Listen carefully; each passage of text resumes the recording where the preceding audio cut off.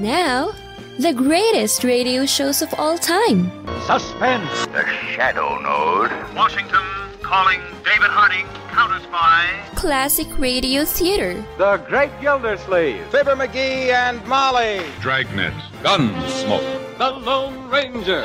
Now, step back into our time machine with your host, Wyatt Cox. Good evening, friends of the Inner Sanctum. A happy Tuesday to you. We're going to have lots of dramatic stuff today, starting off with an episode of The Crime Club, then Inner Sanctum Mysteries, an episode of The Strange Dr. Weird, also Dr. Christian, Jean Hersholdt, Dark Fantasy and the Headless Dead, and an episode of Blum and Abner as we go all over the place today on this Tuesday, 23rd day of January. We have 343 days remaining until we get to 2025. Now, Georgetown College, the first Roman Catholic college in the U.S., founded in Georgetown, Maryland, now a part of Washington, D.C., back in 1789. In 1849, Elizabeth Blackwell awarded her M.D. by the Medical Institute of Geneva, New York, becoming the U.S.'s first female doctor. The first bridge over the Mississippi opened in what is now Minneapolis in 1855, a crossing made today by the Father Lewis Hennepin Bridge. In 1907, Charles Curtis of Kansas became the first Native American senator. In 1941, Charles Lindbergh testified before Congress and recommended that the U.S. negotiate a neutrality treaty with Adolf Hitler. We saw how that worked out. In 1943, starring Humphrey Bogart and Ingrid Bergman, released in motion picture theaters everywhere, Casablanca. All the gin joints in all the towns in all the world, she walks into mine. Sing it, Sam. You must remember this. A kiss is just a kiss. A sigh is just a sigh. The fundamental things apply as time goes by.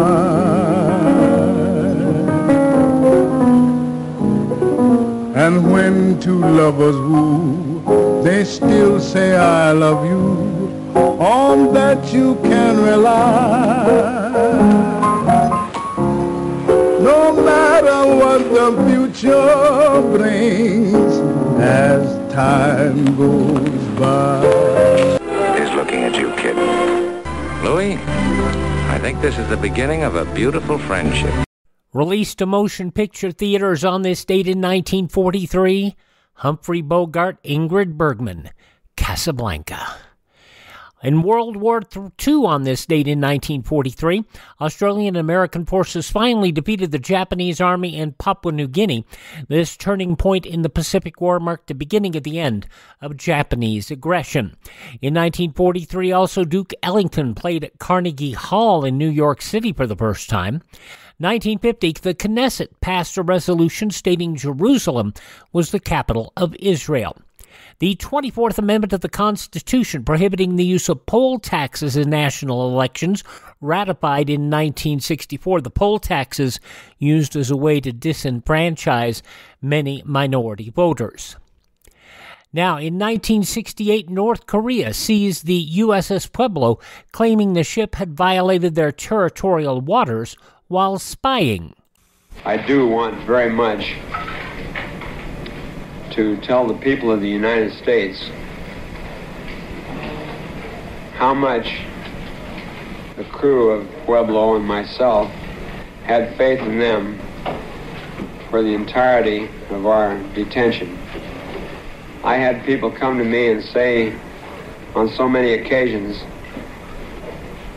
that they never really appreciated how great it was to be an American until they had the misfortune to have been captured and stuck in a country that is completely devoid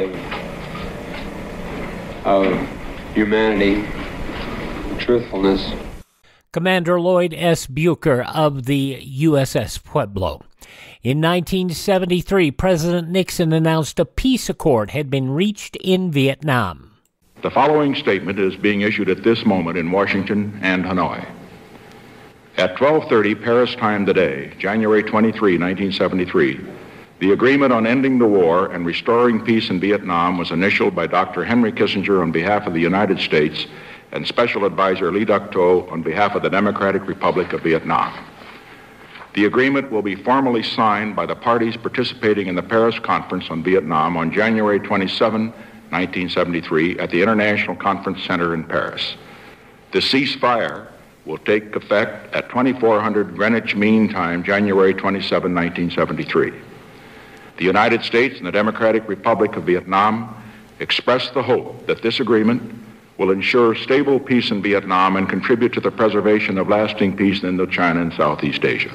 Vietnam, a radically different country now than it was in the 1970s. Still, Vietnam, while it is a safe place to go, it's a place that I choose not to go. O.J. Simpson became the first Heisman Trophy winner on this date in 1985, elected to the Football Hall of Fame. 1986, the Rock and Roll Hall of Fame inducted its first members, Chuck Berry, James Brown, Ray Charles, Fats Domino, the Everly Brothers, Buddy Holly, Jerry Lee Lewis, and Elvis Presley. 1997, Madeleine Albright became the first woman to serve as Secretary of State. In 2002, the American Taliban, John Walker Lindh, returned to the U.S. in FBI custody. In 2002, on this date, reporter Daniel Pearl kidnapped in Karachi, Pakistan. Danny is solely a journalist. He has absolutely no ties to anyone in the United States government, including the Central Intelligence Agency. He is just trying to do his job as a reporter for an independent newspaper. Daniel Pearl would be subsequently murdered. The final communications between Earth and the Pioneer 10 spacecraft on this date in 2003. And in 2018, a 7.9 magnitude earthquake occurred in the Gulf of Alaska, tied as the sixth largest earthquake ever reported in the U.S., no reports of significant damage or fatalities. Among those passing away on this date in history, brewer Arthur Guinness, the actor, author, bon vivant Alexander Woollcott, actor, singer, social activist, wonderful voice Paul Robeson, New York restaurateur Toots Shor, actor Jack Oakey, the Ames brothers Vic Ames, composer Samuel Barber, artist Salvador Dali, singer and actress Nell Carter, actor Bob Keeshan, Captain Kangaroo, Johnny Carson passing away on this date in history. And I have to tell you that if you look around, you will be able to find around the clock on many streaming services, totally free of charge, The Johnny Carson Show, The Tonight Show with Johnny Carson. It's all still out there. I recently, and I will post it, if I recall, if I remember to, an episode of an early Carson Cellar that was on KNX television in Los Angeles. I'll post it to our Facebook page, and you will find it delightful as I did. Johnny Carson passing away on this date. Watergate figure E. Howard Hunt. Fitness guru Jack LaLanne. Singer-songwriter, record producer Bobby Freeman. Grazing in the Grass, Hugh Masekela, passing away on this date. Larry King, What's the Question? Passing away on this date, as did the fine actor Hal Holbrook. Among those born on this date who are no longer with us, statesman John Hancock, actor Randolph Scott, actor Dan Duryea, the very funny Ernie Kovacs, so far ahead of his time, Millie in the Andy Griffith Show and Mayberry RFD, Arlene Galanka, country singer-songwriter Johnny Russell, Joe Dowell, who had a #1 hit in 1961, I Don't Have a Wooden Heart, actor Rutger Hauer, and Anita Pointer of the Pointer Sisters, all born on this date in history. Hi, this is Jeff Foxworthy. It is now time for the birthday announcements. The following people are now officially older than dirt. A delightful lady, Cheetah Rivera, 91 years old today. Jazz vibraphonist Gary Burton, 81. From Buck Rogers in the 25th century, Gil Gerard is 81 as well. MacGyver, Richard Dean Anderson is 74. Captain Chelsea Sullenberg, Sully, is 73 years old today. From Cheap Trick, Robin Zander is 73. From NYPD Blue, Gail O'Grady is 61. From Law & Order SVU, Mariska Hargitay is 60 as well. Saved by the Bell and 90210 star Tiffany Amber Thiessen is 50 years old. English pro wrestler, commentator, and magician, and a fellow who is spicy, let's put it that way, spicy, Nigel McGuinness, 48, and from especially in AEW, and from the Twilight Saga and Westworld, Julia Jones is 43.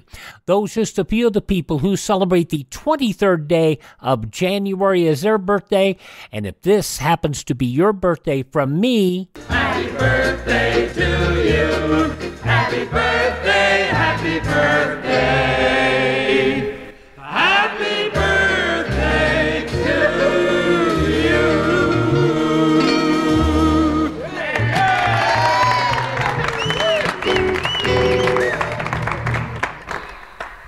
And thanks to each and every one of you for joining us here on Classic Radio Theater with Wyatt Cox. We're going to start off 77 years ago in a moment, an episode of The Crime Club from Mutual.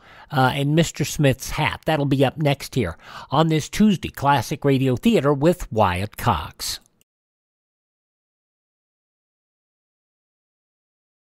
Listen and learn through civil defense. This is Johnny Cash. I'd like all of you to remember that America can withstand enemy attack if we support the emergency plans of our community and learn to help ourselves.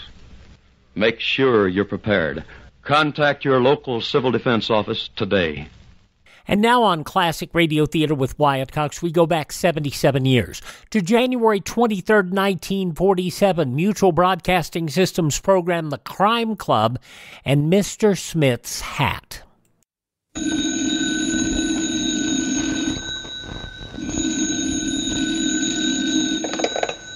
Hello, I hope I haven't kept you waiting. Yes, this is the Crime Club. I'm the librarian. Mr. Smith's Hat. Yes, we have that Crime Club story for you. Come right over.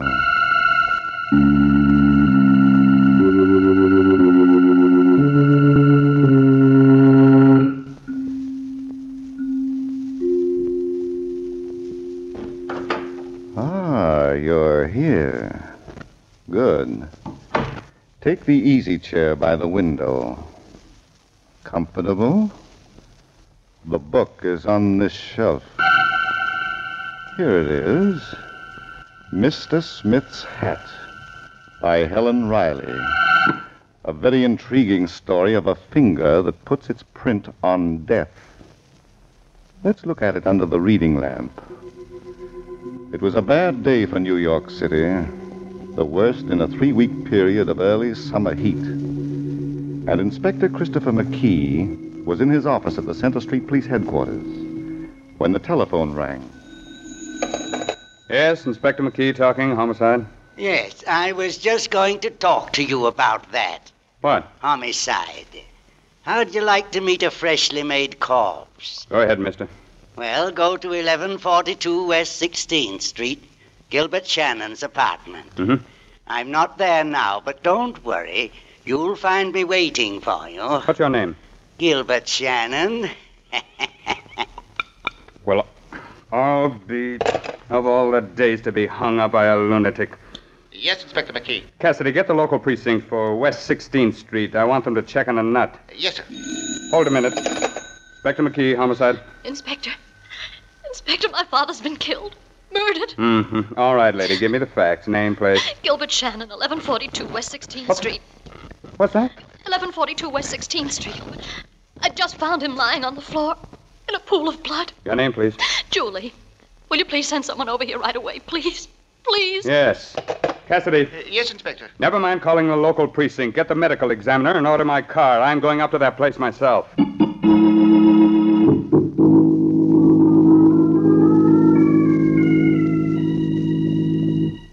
I walked in, Inspector. Dad never bothered to lock the door. He didn't believe he had anything worth stealing, except a lot of unpaid bills. And empty whiskey bottles, Miss Shannon, all over the place. We pleaded with him to give up this dingy apartment. Oliver and I begged him. Who's Oliver? My uncle, Inspector. Oliver Galt. The utilities man? Mm-hmm. Since my mother died 2 years ago, I've been living with him and Tamsin, his wife, in their big house on East 54th Street. Mm. They wanted Dad to stay there, too, but he was stubborn. Why? He didn't want charity. He wouldn't let anyone help him. Not even Santos Demora, his oldest friend. Not even me, his own daughter. No, you seem to have enough money for liquor, Miss Shannon. That wasn't very often. You see, Dad was a writer. Popular magazine stories. Sometimes he sold one. Then he... Yeah, I know. Must have been pretty tough on you and your mother. Well, let's see what happened here. Gilbert Shannon was sitting at that desk, working, his back to the door, when someone came in and cracked him on the skull with a blunt instrument. Not once, but 6 times. Please, Inspector. I'm sorry. It was a vicious crime done by a vicious person. Someone who feared or hated your father. But I don't know of anyone... It was also someone your father trusted and was expecting. What? The blows were all on the back of the head. In other words, when Gilbert Shannon's killer opened that door, your father knew who it was. He didn't turn around, but kept right on working. Inspector McKee, do you realize what you're saying? I always do, Miss Shannon. But it's crazy. Why, Dad's friends were the best in the world. They were always trying to do things for him. I can't think of Know one... thine enemies, but beware of thy friends. A wise old saying, young lady. And in some cases of murder, I've known it to apply to relatives, too. Let's go. Where are you taking me? Home. I'd like to meet Oliver and Tamsin Galt and Santos Demora, and maybe a man who commits murder and then likes to play ghost.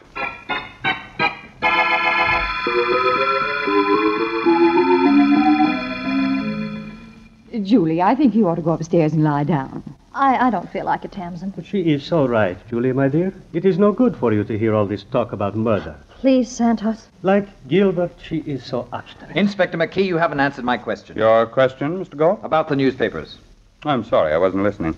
What do you want me to do? Keep this matter private. Why? My position, of course. I'm vice president of Eastern Utilities. I don't want a scandal. Oh, what are you afraid of? Gilbert Shannon was my brother-in-law. He was married to my sister. You haven't answered my question, Mr. Galt. I don't want his private life made public. It wasn't clean. Oliver. Well, Julie, let's face it. We've been ashamed of him for a long time, long before your mother died. Now, why should I be punished for his mistakes? He never did anything to hurt you. He wouldn't even take your pity. Now, there, Julie. Oliver didn't mean what he said. Well, Inspector? I make no promises. As an old-time citizen, I think it's bad business to interfere with the press. But my reputation... We'll worry about that later. Where were you this afternoon? At my office. Every minute? Until 12:15. Then I had lunch, and after that... Now, look here, Inspector... After lunch, Mr. Galt? I went for a walk. A long walk? I was back at my office at 2:15. Mm-hmm. Shannon was killed between 12:30 and 2. Inspector McKee, if you're intimating that How about you, Mrs. Galt? Where were you? On Fifth Avenue, shopping. Buy anything? No. Meet anyone? No. Inspector, I thought you said the murderer was a man. Oh, did I? Never take a policeman literally, Miss Shannon, until he waves a pair of handcuffs. Now, Mr. Demora. I was in Central Park all afternoon. For work, it was too hot. The weather. You meet anyone? Only the pigeons and the squirrels, Inspector. Yes, and they can't talk. Senor, it is quite useless to make up a case about us. Not one person in this room had a reason or a wish to dispose of Gilbert. You will prove nothing to the contrary. Nice going. Certainly stick together. I hope you don't have to hang together. Hello. One moment, please. For you, Inspector. Oh, thank you. Yes? Yes, Cassidy. Where? Okay, put it through the lab. Oh? Good work. Have a check for type. Yes, I'll tell them. Bye. Well. Everything comes to him who waits. What is it, Inspector? A few things to worry about, Mrs. Galt. The murder weapon has been found. Would one of you like to guess? I'm sick of this, Inspector. You have no right to make us all feel like... All right. It was a hammer. The postman took it out of a mailbox on Lower Fifth Avenue. What? Tamsin? Don't look at me. I didn't go below 50th Street. But it is quite ridiculous. If one desired to conceal or dispose of a weapon... Haste makes many mistakes. Now, Miss Shannon. Are you going to wave the handcuffs, Inspector? When you entered your father's apartment, did you go out again before I arrived? No. Well, somebody did. There was a fresh smear of lipstick on the inside doorknob. Should make a wonderful fingerprint. Huh?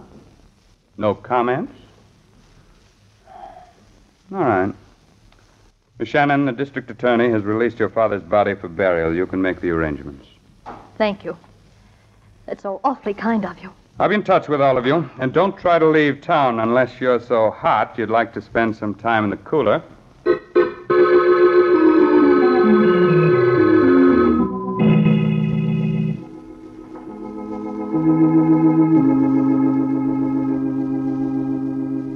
Well, Cassidy? The funeral services should be starting any minute, sir. Are they all here? They are, Inspector, they are. In that first pew, Mr. Santos de Mora with Mr. Oliver Galt sitting next to him. Then it's Mrs. Galt and Julie Shannon. Notice anything? It's heathen they are, Inspector McKee. The way they're rushing that poor fellow's body off the face of the earth. Yes, I thought of that. And him not dead more than a few hours. It ain't decent. That's what comes of having daylight saving time. If the time was normal now... Who's that fellow sitting over there in the last pew with his hat on? Who, sir? Him. Not a heathen. To be wearing a hat in the Lord's house. A hat that's so loud, it's loud enough for the racetrack and shabby enough for a funeral of its own. I told him to take it off. Wait a minute. He seems to be sobbing. Why, so he does. And all the time I've been taking him from an old, no-good vagrant. Inspector, do you think he might be... Quiet. Getting out. He's coming this way. And sure I'll be the devil's own witness. He ain't sobbing. He's laughing. And in a church. And at a funeral, too. Now, see here, Let me handle him, Cassidy. What's the idea? Damon and Fittest, the spider and the fly. Who is less noble than man? You tell me. Nothing and no one. In the beginning there were serpents and vermin, and today they walk like men. Excuse me, I have an appointment with a nightmare. Oh, it's crazy with the heat the poor fellow is. You should have let him go, Inspector. He might be dangerous. Get after him, Cassidy. Oh, sure. Keep a tail on him. I want to know who he is and where he lives. We could have asked him, sir, when he was sitting... That's not all I want to know, Your Honor. Now get going and report to me at my office. I'll be there all evening.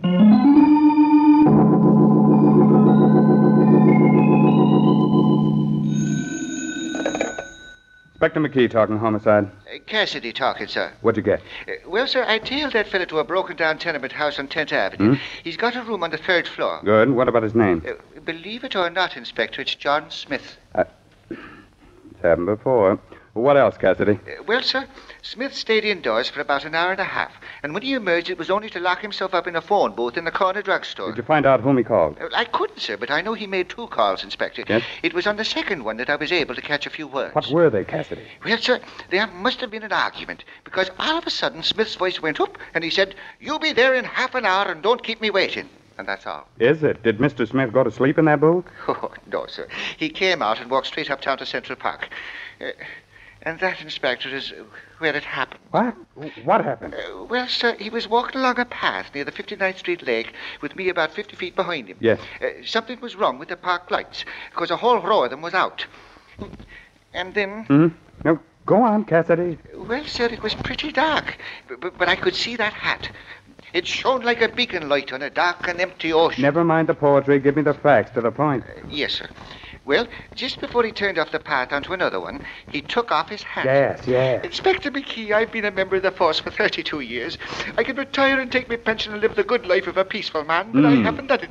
Instead, I have chosen to stay in the service of the department and devote myself entirely to... Oh, no, you lost him. I couldn't help it, sir. He took off his hat. But if the park department had fixed those lights at the proper time... He was going to meet somebody and you lost him. I'm sorry, Inspector. I'm a broken-hearted We man. could have broken this case tonight. Close the books on it. Oh, well, have you had something to eat? No, sir. We'll get something and then come back here to my office. We'll have a good cry together.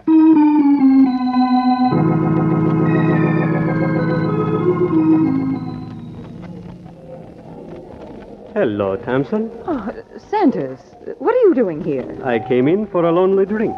I saw you sitting at this table. I am delighted. Oliver took Julie and me home after the funeral, and then he went out to keep an appointment. Julie went to bed. I am glad they deserted you, Thompson, darling. It gives me an opportunity. Santos, please. But I am only holding your hand. Is it forbidden? Yes. We never know who might be looking. Well, let them look. Do I care? Well, I do. Tamsin. Stop making a fool of yourself and leave me alone. It has not always been like this. It is now. I'm not ready to lose, Oliver. Lose? You do not lose something you do not want. That's how I feel about you, Santos. I do not like to hear such talk. Yesterday it was different. You could not stand to live with Oliver. I've changed my mind. And if you were a good sport... No, I am not a good sport when there is no good reason. Why didn't you tell me that you haven't got a penny to your name? Is it important? Well, shouldn't it be? Would you have me divorce Oliver for a marriage without money? At your age? I see. You would rather be with a man you do not love He than isn't impossible, Santos. a fish. With gold fins. When did you find this out about me? Last night at dinner. Oliver mentioned that your business was on the rocks and that you were going into bankruptcy. And immediately love flew out the window. I like my daily bread. And butter. You cannot do this to me when I have lost everything. It's unbearable. Oh, stop it, Casanova. Don't you know when you're licked? Julie. Why, Santos, I'm surprised at you. The lady wants to be with her husband, and you keep... What are you doing in this place, Julie? I thought you were home in bed. Did my father know about you, too? Gilbert? Don't answer that. I think he did. And he was killed for knowing too much. Am I right, Tamsin? You're completely out of your mind. You were afraid that Dad might tell Oliver about you and Santos. That would have cost you a good home plus a lot of money. Julie, you are not making sense. Tamsin could not kill him. Stop being so loyal, Romeo. She just tore the balcony down. I'm going home. A good place for you, Tamsin. Maybe you can find the hammer that used to be in that second-floor closet. What? I looked for it tonight. It wasn't there. You might ask one of the servants about that. Shall I ask one of the servants about my lipstick, too? Look here, Julie. I've had enough of your nasty little insinuations. If anyone had a motive for killing your father, you did. He made your life miserable, and he destroyed your mother's. He killed her. Tamsin? You know how she died. She didn't fall in front of that subway train. She threw herself. No. And the next time you feel like accusing someone of murder, think of the consequences. All of them. Good night. It is true, unfortunately, Julie. Gilbert was my oldest friend, but sometimes even I did not understand it. Come, I will take you home to Oliver's house.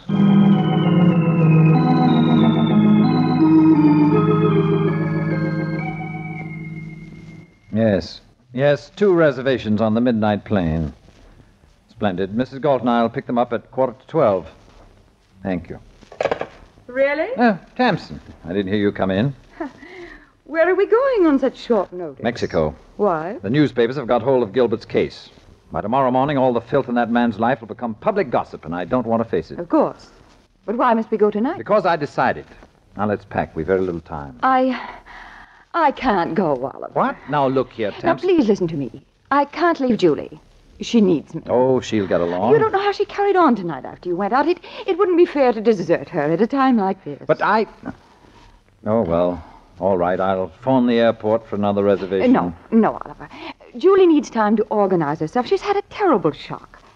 Why don't you go alone? And we'll join you in a few days. Well... You won't have to face the publicity, and I'll have a chance to help Julie. Yes, very well. I can wait for you at the Continental Hotel in Mexico City, and from there we can go on to... That's a good idea, Tamsin. Will you phone the airport and cancel your reservation while I go upstairs and pack? Of course, darling.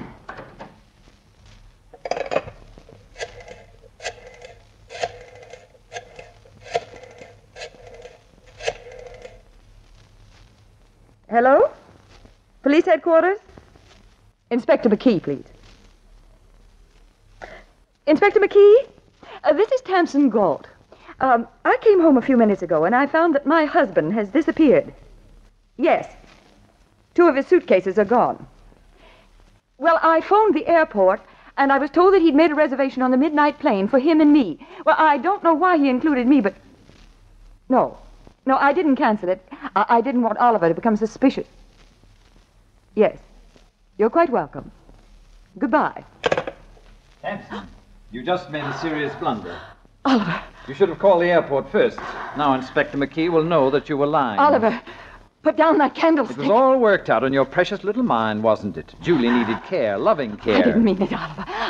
I'll call the inspector. I'll tell him... It's too late, Tamsin. Would you like to know how much I really loved you? Oliver, please give me a chance. As much as I hate you now. You won't kill me.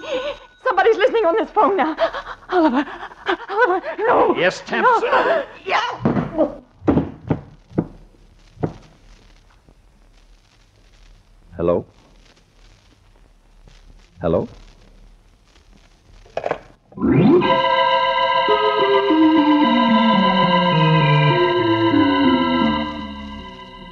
I'm tired, Cassidy. It's been a long day. Sure, but wouldn't you be feeling good enough now to eat that sandwich I bought you for your good appetite? Oliver Galt, big utilities man, making a getaway. Every day a new surprise. Won't he be getting one when he finds the airport loaded down with cops? Yes? Mm-hmm. You don't say. Are you sure? You gotta be sure. Okay.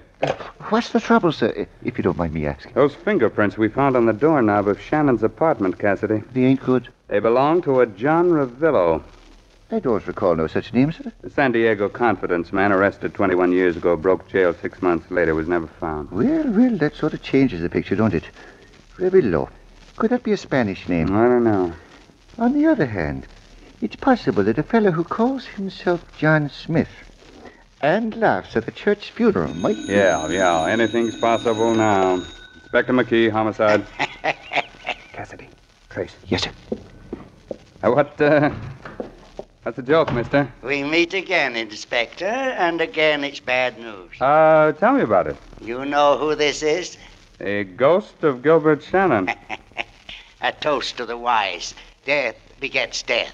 And when it's murder, there can be no end except in death. What's that? It's happened again. But now it's a beautiful lady. Young, charming. Who was it? Tamsin Galt.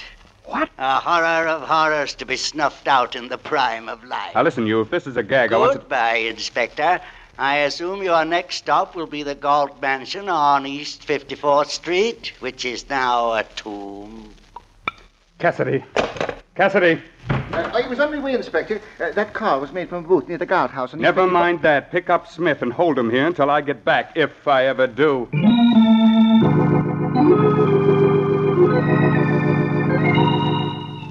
Let's keep talking, Miss Shannon. I've got work to do. Well, I didn't know what had happened until you came to the house, Inspector McKee. Santos Demora brought me home, and I went straight up to my room. Where'd he go? He left me at the front door, Inspector. Well, all right. I'm satisfied. I think we'll wrap up this candle holder now. The fingerprints on it should tell us who struck the first blow. The first? Yes. Tamsin Galt was not killed by a blow on the head. She was smothered to death. Good heavens. By someone who held her nose and mouth while she was unconscious. But how can you tell? Those swollen veins in her neck and the color of her face. How dreadful. But who? Anybody. It didn't require courage or strength. I see. What about Oliver? Huh? Why do you mention him? He might have found out that Santos and Tamsin were...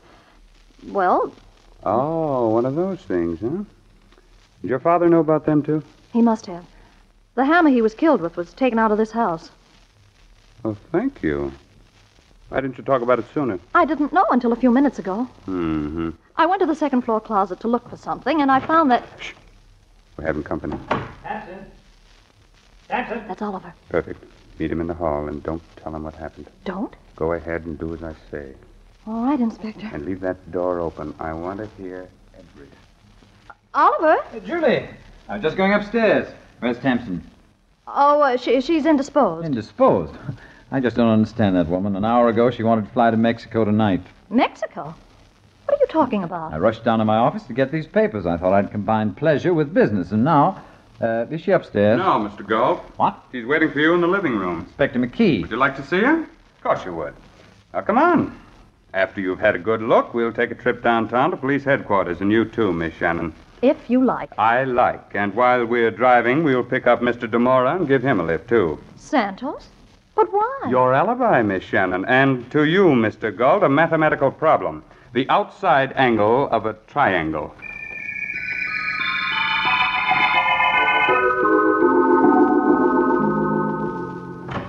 Excuse me, Inspector. What is it, Cassidy? I just got the report on this candle holder. No fingerprints. It was wiped clean. All right. Stay here with Smith. I'm going into the next room to pin down a murderer. Inspector, I'd appreciate a drink if you have one. Great. Give him one, Cassidy, from that water cooler. No, not that. I need something. Well, Inspector McKee, are you ready for us? For one of you, Miss Shannon, an escaped convict by the name of John Ravillo. What's the matter? You struck dumb? What about it, Mr. DeMora? Would you like to enlighten me? I have never heard of the gentleman. How about you, Mr. Galt? I don't know him. I don't recall ever having met him. Well, then, suppose I give you people an assist. Here's an ink pad. We'll take some fingerprints. Who'll be the first volunteer? You, Mr. Galt? Well? All right. I'm John Ravillo. Oliver. But I didn't commit murder. You yourself told me that Tamsin was smothered. But you made it possible by cracking a skull. I had no choice. We quarreled. She flew into a temper and picked up a knife. You can do better than that. But first, what about Gilbert Shannon? I thought he was blackmailing me. He was the only one who knew my real identity. I went to his apartment this afternoon for a showdown. I couldn't tell you that because Gilbert was already dead when I found him. I was afraid. My criminal record, you know. I know. But I also know that Shannon was not blackmailing you. What? Just a minute. Smith, come in here. When the law beckons. And put your hat on. Spoken like an old friend. That's the man. I paid him the money. Paid?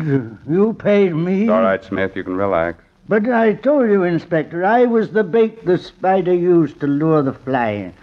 And when I saw them today in church, sitting side by side like Damon and Phineas, Inspector McKee. Huh? What is it, Mr. DeMora? Could I have a glass of water, please? Sure. But first, give me what you have in your hand. You have no right to... We'll talk about that some other time. Pills, huh? Poison. Sit down, Mr. DeMora.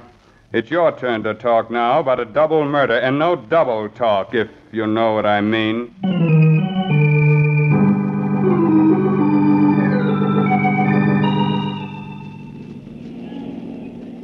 I just can't believe it. Santos Dumora, of all people. Your father's oldest friend. Know thine enemies, but beware of thy friends. And Oliver, an escaped convict. Well, I knew that Dad had met Oliver in San Diego. He didn't meet him, Miss Shannon. He helped put him in jail. Your father was one of those energetic newspaper reporters who liked to play detective, too. But Dad married Oliver's sister. Yes, one of those things you never understand. Got the whole story from Smith. He was Gilbert Shannon's editor. Then he knew. Yes, but liquor and hard luck put a cloud on his mind. So when he met Oliver Galt after 20 years, he didn't recognize him as John Ravillo. And he collected the blackmail money and turned it over to Santos Dumora. For a whiskey pittance. Smith had to have whiskey. Inspector, how did Santos find out about Oliver? DeMora told me he got it from your father during a moment of whiskey weakness. But why did he kill him? For protection. Your father was the only one who knew Oliver's past. But DeMora was blackmailing him. But why did he kill Tamsin? Oh, to frame you, my dear, for both murders. What? You quarreled with Tamsin in a restaurant. DeMora was present. He told you about that, too? Mm-hmm. Well, he's very clever, I must say. How did he get into the house? I left him at the front door. He unlatched it while you were saying good night. Oh. Well, that explains everything. Just about. Calling Inspector McKee. Calling Inspector McKee. Oh, what now? Another murder? What is it? Excuse me, sir. This is Cassidy. There's a question that's playing on my mind, and if you'd be good enough to answer it... Sure. Anything to go home and go to bed. Well, sir, it's about them telephone calls that Smith not made to your office about them murders. Why did he do it? An old newspaper man and a lunatic. He couldn't resist a scoop. But how could he know about them, Inspector? Very simple, Cassidy. He was in the right place at the wrong time. Yes, but I... Good night, Cassidy. Stop worrying about trifles. The case is closed.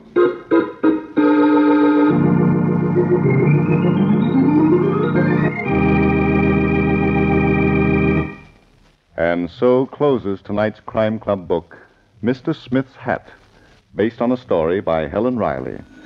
Stedman Coles did the radio adaptation. Roger Bauer produced and directed. Inspector McKee was played by Raymond Edward Johnson and Julie by Elaine Kent. The cast included William Podmore, Eleanor Phelps, Paul Hammond, Sherling Oliver, and Barry Thompson. Oh, I beg your pardon. Hello? I hope I haven't kept you waiting. Yes, this is the Crime Club. I'm the librarian. Yes, come over a week from tonight. Good. We have a very unusual story of a charity ball at which the principal gift was death. It's called Murder Goes Astray by M.V. Heberden. In the meantime, there is a new Crime Club book available this week and every week at bookstores everywhere. Yes, it's available now. Fine. And we look for you next week. And by the way, the next time you sit down to enjoy a good show, think of the 1.5 million men who are trying to win the peace throughout the world. And yes, think of the 199,000 who helped win the war and are still in the hospitals. They like a good show, too. So keep them going with good USO entertainment. They still need USO, and USO is you. This program came from New York. This is the Mutual Broadcasting System. 77 years ago, January 23rd, 1947, The Crime Club here on Classic Radio Theater with Wyatt Cox. Prepare to get spooky, because we're going to have 2 spooky shows straight ahead, Inner Sanctum Mysteries and The Strange Dr. Weird. That's next on this Spooky Tuesday, Classic Radio Theater with Wyatt Cox.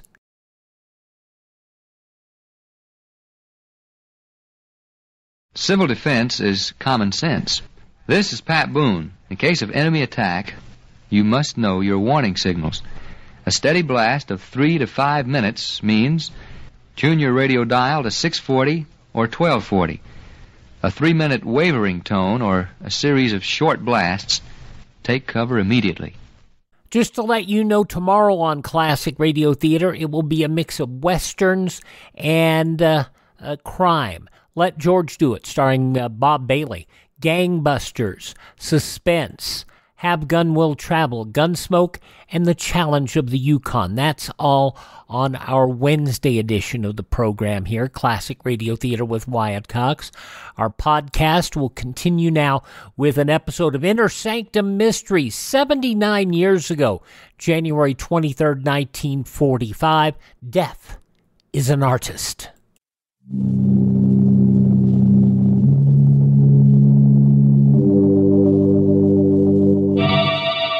Lipton Tea and Lipton Soup present Inner Sanctum Mysteries, starring Lee Bowman.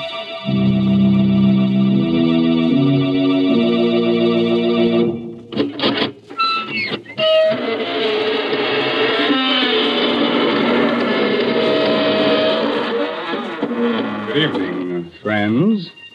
This is your host, Raymond. Welcome to the Inner Sanctum. Come in, won't you? What are you staring at? The walls. Well, you know that old saying about walls having ears. Well, these walls have eyes and a nice assortment of fingers and hands. One of them has a heart, but you can't beat that.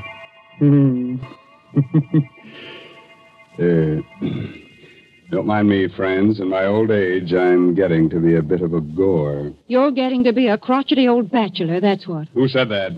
Oh, Mary Bennett. Hello. Tell me, Mary, do you think I should get married? You know, I used to have a girlfriend, but she threw me over. She was a vampire. She said I wasn't her blood type. Oh, Mr. Raymond, please, what a silly thing to say. More and more, I'm convinced that what you need is a wife. I'd just love to see the way a wife would handle you. Would you send me a wedding present, Mary? I sure would. I'd send you a big supply of Lipton's noodle soup. You know, I'll bet your wife would appreciate that. My goodness, in the old days, it took a woman all day to make a pot of noodle soup, whereas nowadays it only takes a jiffy. That is, when you use Lipton's noodle soup mix.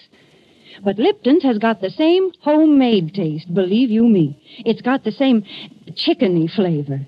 Yes, sir, a hot plate of Lipton's noodle soup is a grand welcome home for the whole family.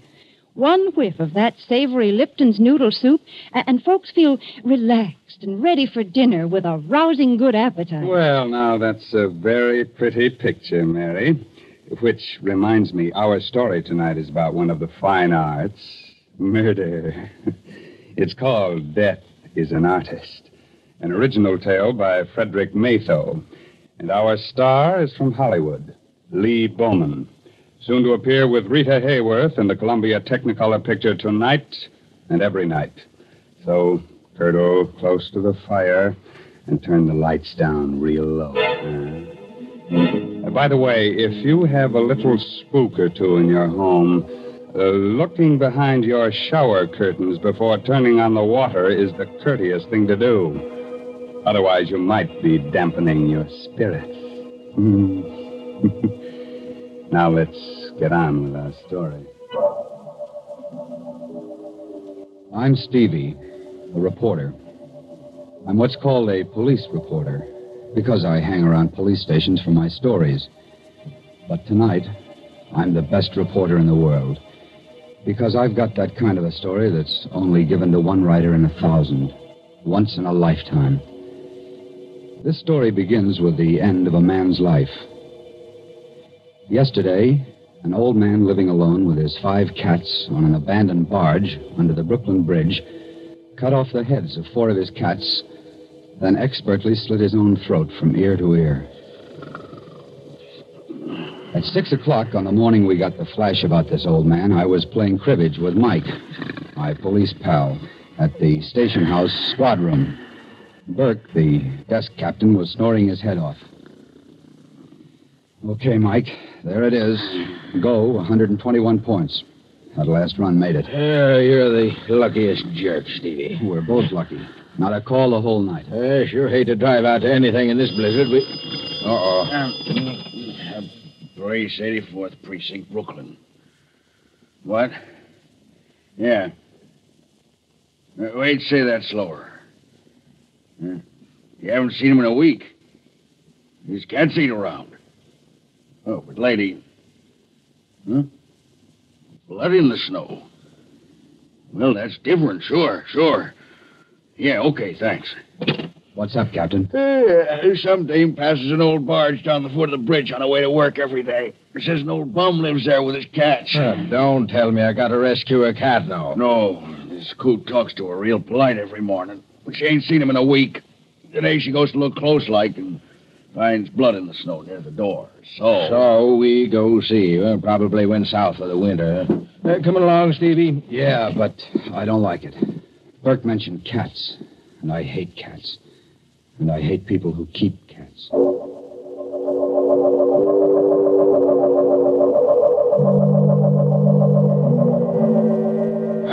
this is it, I guess. Come on, Stevie. Hey, look, Mike. There's a snowman. So what? Haven't you ever seen a snowman? Yeah, but look. That's not an ordinary snowman. It's a beautifully sculptured head of a woman. Made out of snow. Come on, it's cold. Let's get inside this scow here. Hey, open up. Open up there. Open up inside. There is blood out here, Mike. Look. See? Here's where the woman's footprints still. Okay, Sherlock. Help me bust this door.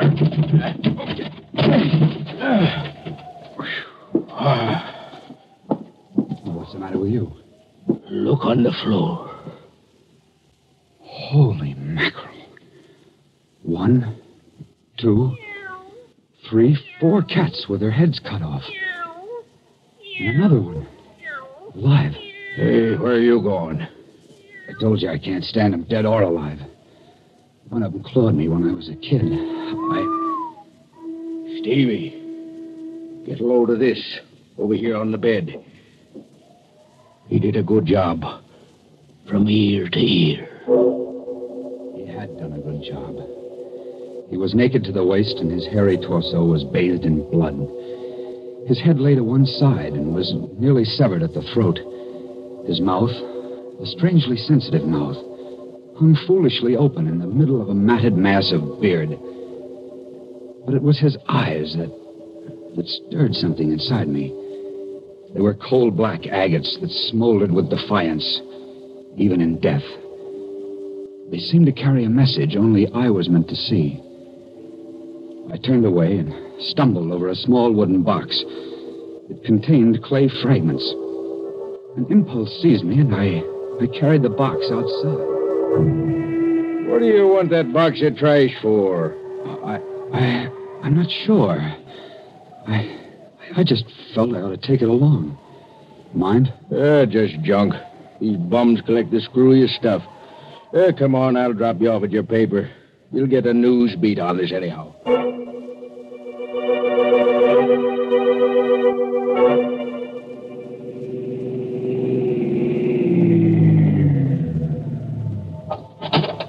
Okay, Mike. Thanks. I'll call you later to see if you identify the old bird. All right, Stevie. Hey, here's that box of junk. You want it? Oh, yeah. Yeah, thanks, Mike. I wrote the item. All we could learn was that he was Ivan. No fingerprints on record, no relatives, just Ivan. So he stayed just Ivan to 250,000 readers and to the police. But to me, he was a man who had not yet died. I poked through the rubble of clay in the box, and I was about to throw the whole mess out when a time-blackened metal tag caught my eye. It was the kind of tag used to mark paintings or statues. It read, Agatha, January 2nd, 1924. 20 years ago, today. And below that was a name, Ivan Thorne. The name jangled a bell in my memory. It frightened me. It fascinated me. I rummaged in the box some more. A hunch grew to certainty. Ivan Thorne had been a sculptor. Here was a fragment of clay, a nose. Here, part of a chin. Here, an ear, a woman's ear. And the snow image of a woman's head came to mind. Why did Ivan Thorne, a sculptor of obvious talent, do a head of a woman named Agatha in clay, then on the same date, 20 years later, as a bum, reproduce it in snow and slit his throat? I found the answer in the yellowed clippings of the newsroom morgue. The story of Ivan Thorne was filed under Murders Unsolved.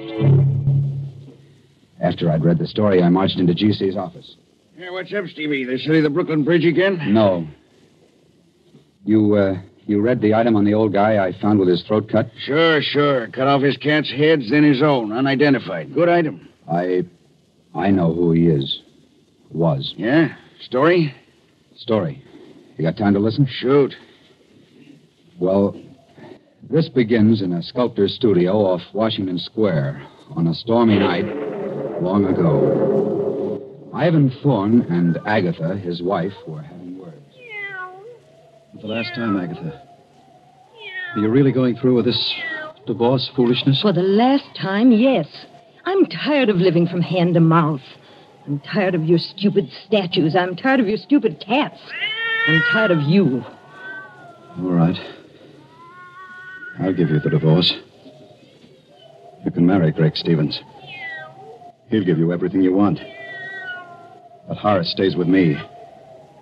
I want custody of the boy. The court will decide that. Agatha, I've been working on that head of you for a year. It's good. I think the museum will... Oh, that thing?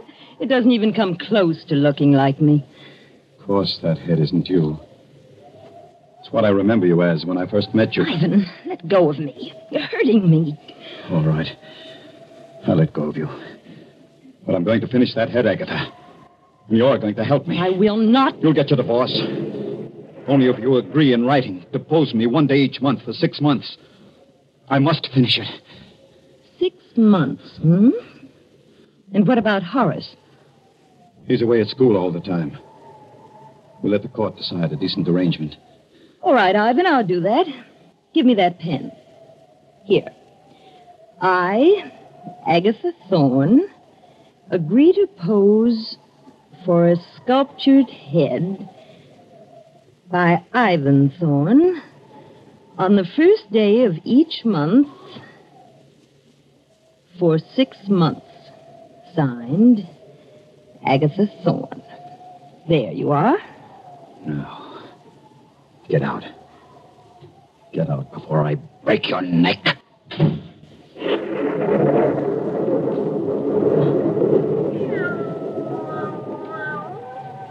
She's gone. She's gone. But I'll see her again. 6 more times. That's all I need. 6 more times.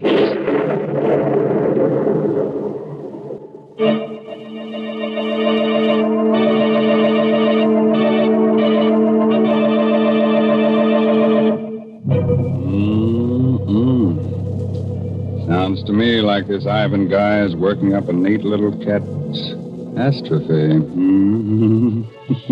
Mr. Raymond, Yes, Mary.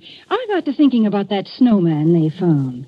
Did you ever make a snowman? Oh, sure, and I cut off his head for a souvenir. Kept it in the icebox over the summer. You're teasing me, Mr. Raymond. But you know, when I was a child, we used to spend all afternoon making a snowman. And then we'd go in the house for supper with our cheeks red as a frost apple and with a real country appetite. The house was so warm and cozy. Yes, and filled with all the exciting smells of good cooking. You know how children are. They play in the snow and then come in ready to eat you out of house and home. And I've got a grand suggestion for these winter night suppers. Lipton's Noodle Soup Mix. It's such a heartening dish. Thrifty, too. Costs a lot less than canned soups. Yes, Lipton's Noodle Soup just seems to belong to folks young and old who've got a healthy appetite and a yen for homemade, chickeny tasting soup. Mary. Yes, Mr. Raymond? Mr. Bowman is waiting to resume his part of the young police reporter, Stevie. That's right. You remember, Stevie told his editor that Ivan was divorced by his wife, Agatha, 20 years ago, and how the events that followed turned the sculptor into the tired old bum he was when he slit his throat under the Brooklyn Bridge. Well, Stevie, did Agatha get her divorce? Yes, and the court gave her custody of their 6-year-old kid, Horace. She married Greg Stevens, and according to these clippings, she kept her agreement with Thorne. She posed for the head he was doing of her so that he could finish it. The first day of each month for 6 months, huh? Yeah. How'd he take the divorce and losing his kid and all? Beautifully. So everybody thought. It got to be the talk of the town. The three of them, Agatha, Greg, and Ivan, seemed to get along fine together. The Stevenses were frequent callers at Thorne's studio. Oh, I say, Thorne, why won't you show me the head you're making of Agatha? It isn't fair, you know. Not till it's finished, Greg. You wouldn't appreciate it as it is now. It really is good, Ivan. When will you finish it? Yes, Ivan, when? I want to finish it on New Year's Day. That will be the last time you need pose, Agatha. Can you make it that day? Well, I'll just have to, won't I? Yes. At 3 o'clock? At 3 o'clock. Come on, Greg, darling. Good night, Ivan. Good night, Ivan. My goodness, 6 months goes by so fast, doesn't it?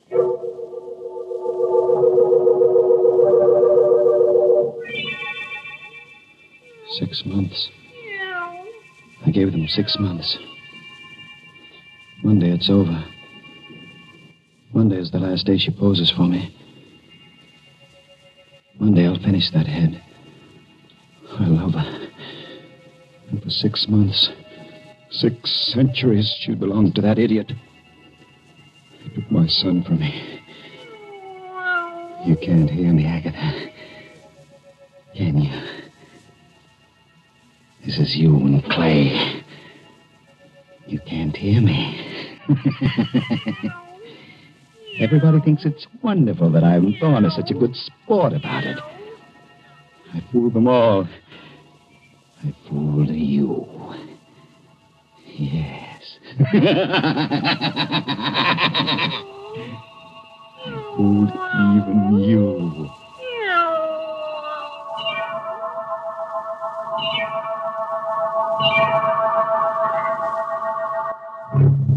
Then he really was out of his mind, Stevie, this Ivan guy. Sure, but with a madman's cunning, he disguised it well. At that point, only his cats knew it, I guess. Well, what happened then? New Year's Day, 1924, was a howling wintry day. Neighbors later testified to seeing Ivan's massive frame, coat flailing open in the wind, arms loaded with groceries, eyes staring, unblinking, as he turned into his building. It was the last time they saw him. In his studio, Ivan kicked his door shut and began talking to Agatha's statue, as he'd gotten into the habit of doing now for some time. I'll set the table by the fire, Agatha, just as we always did. You like that. And I'll set a place for little Horace.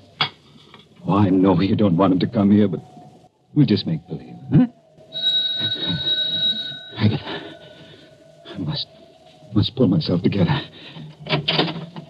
Happy New Year, Agatha. Come in, come in. And the same to you, Ivan. Oh, let me get to that fire quickly. I'm frozen up. Why are you bolting the door? The draft rattles the door. Here, give me a coat.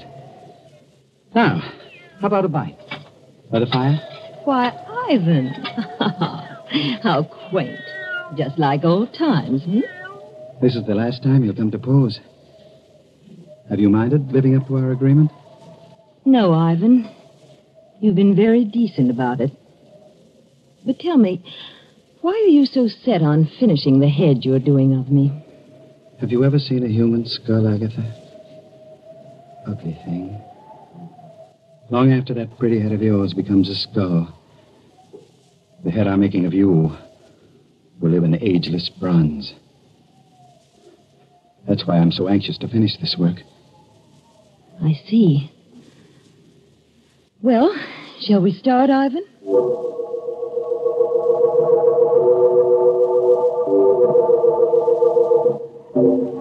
Ivan, you're not working. You're just staring at me. I'm studying the line of your neck, darling. It eludes me. Well, hurry, please. I've sat here for 2 hours now. I'm tired. I'll be finished soon. Then you can rest, darling. Then you can rest.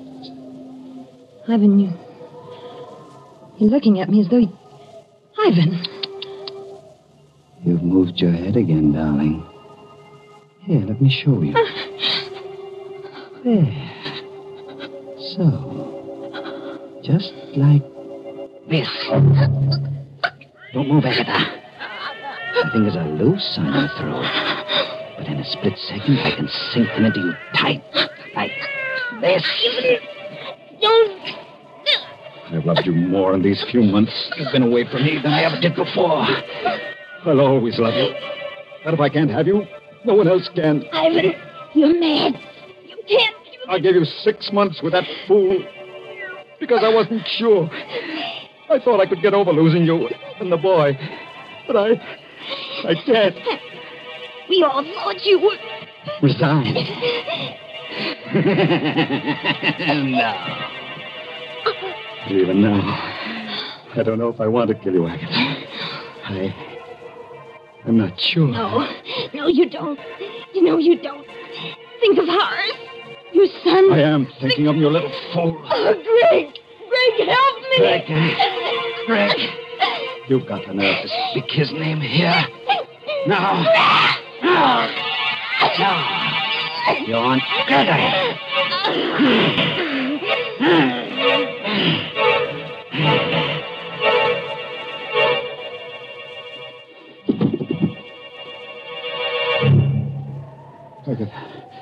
I did it. But you made me do it. How beautiful you are. Dead. Look at this clay head.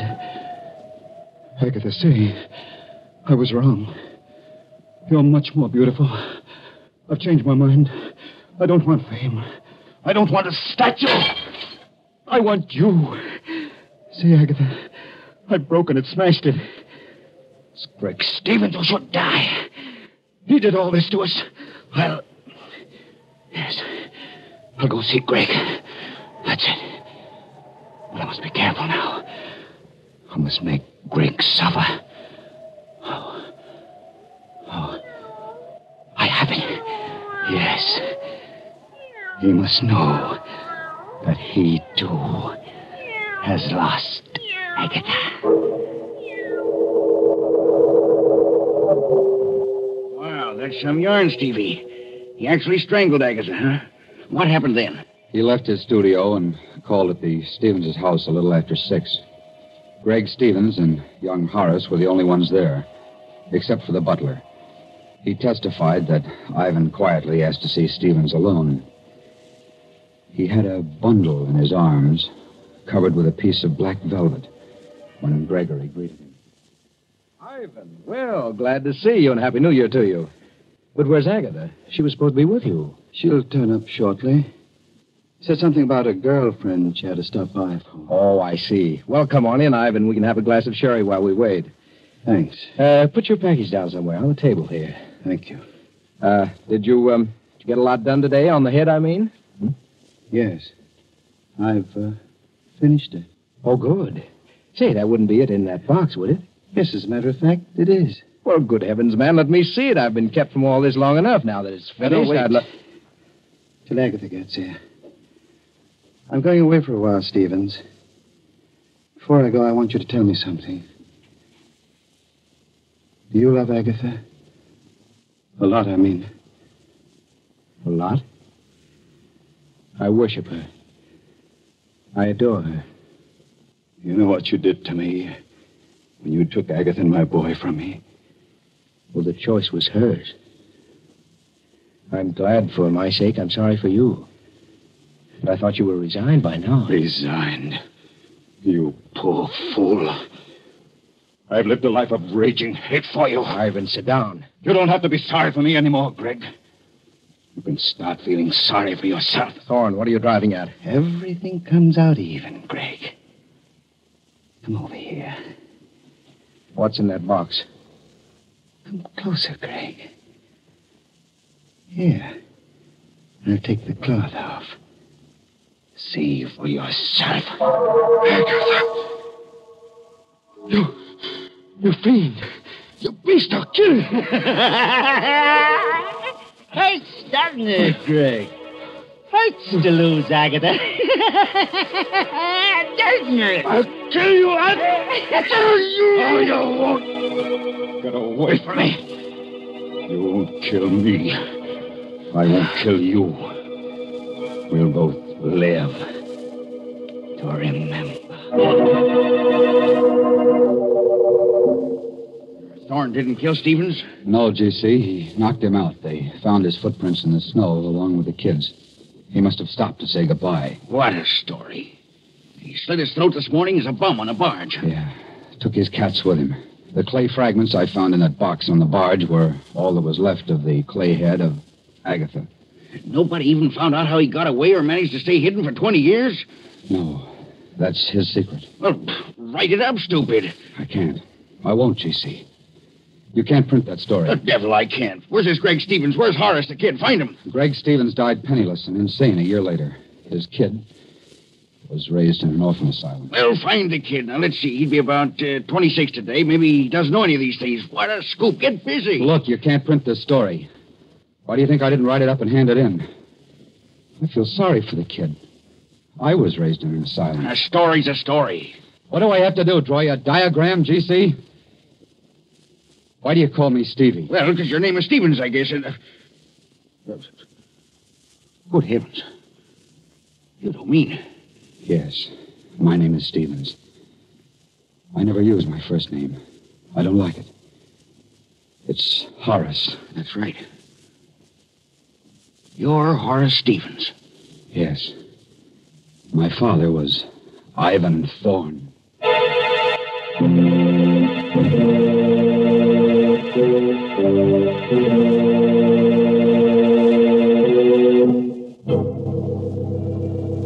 You have a little sculptor in your home, Better take his modeling away from him. Might grow up to be a bust. That's enough to give anybody the creeps. It certainly is, Mr. Raymond. Oh, Mary Bennett. Say, didn't you like our story tonight? Well, it was exciting, all right, but why don't you tell stories about normal, happy people? Of course, folks like that never get murdered or anything, but interesting things happen to them. Nice things, too. Like discovering Lipton's noodle soup, huh, Mary? Well, why not? Lipton's noodle soup is a good way to brighten up a meal, and good meals are a mighty important part of life. So, folks, maybe you've tried other envelope soups, but if you've never tried Lipton's noodle soup, you've got something real nice ahead of you, because Lipton's is the favorite noodle soup of them all. Our moral for tonight is don't drive alone. If you have a car, lucky you, form a carpool. Then, if you should have a flat tire, you'll be among friends on that cold, cold highway. Fun, huh? And Uncle Sam says join a carpool, too. He's not kidding. He says your carpool will help save gas and tires, so look to it, Mac. Yes, this month's Inner Sanctum Mystery novel is Net of Cobwebs by Elizabeth Sanksay Holding. Oh, yes, and you won't forget to look for Lee Bowman with Rita Hayworth in the Columbia Technicolor picture Tonight and Every Night. Well, now it's time to say goodnight until next week at the same time when Lipton Tea and Lipton Soup again present another Inner Sanctum Mystery directed by Hyman Brown. Good night. Pleasant dreams.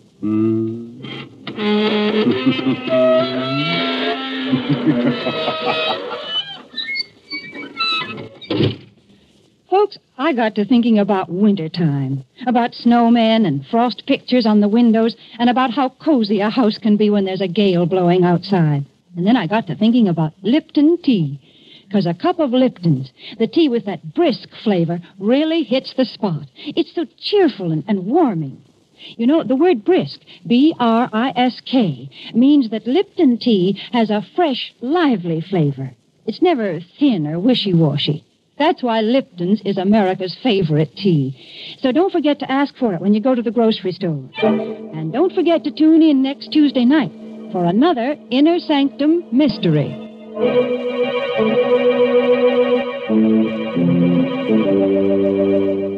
This is CBS, the Columbia Broadcasting System.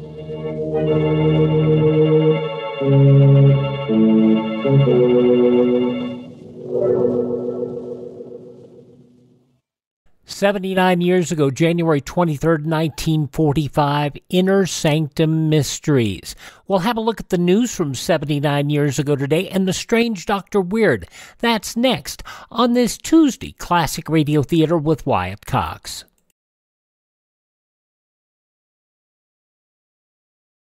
Alert Americans will heed history's lessons. Throughout history, surprise has had a leading role in military disasters.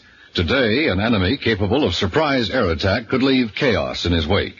That's why you should be in the Civilian Ground Observer Corps, volunteering a few hours a week to guard our skies. Be a ground observer. Contact your local civilian defense office. Tuesday edition of Classic Radio Theater with Wyatt Cox. We just heard an episode of Inner Sanctum Mysteries, and now we're going to hear The Strange Dr. Weird, both as they were broadcast 79 years ago today, January 23rd, 1945. In the newspapers of that Tuesday, 79 years ago, these were some of the headlines. American warplanes beat a bomb trail from Formosa to the main island of Japan. America and Japanese sources reported today as the 14th Army Corps rolled past the halfway mark on its way to Manila.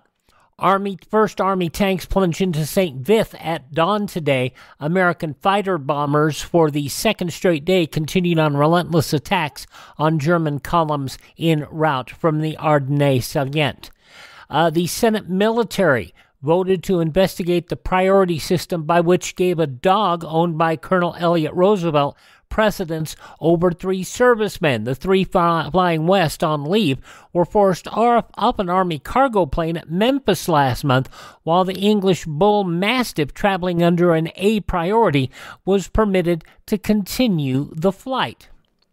A major American warship damaged in Saturday's 3rd Fleet carrier plane strike at Formosa, but airmen destroyed 140 Japanese planes, damaged about 100 others, and pounded enemy shipping and ground targets at relatively light cost in American aircraft.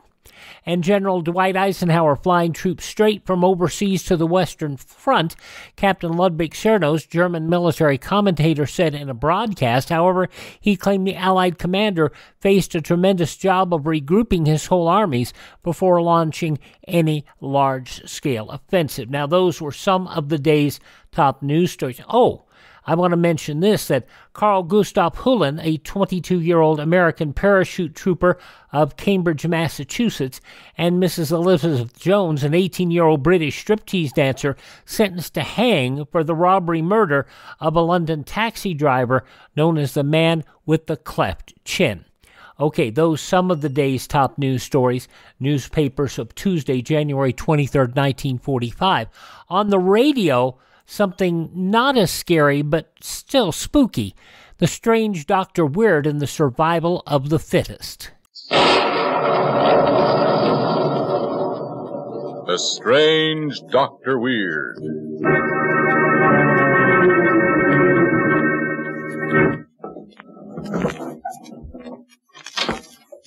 Good evening. Come in, won't you? Why, what's the matter? You seem a bit nervous. Has the cemetery outside this house upset you? There are things far worse than cemeteries. For instance, being lost in an Arctic storm, as in the story I want to tell you tonight. The story I call Survival of the Fittest.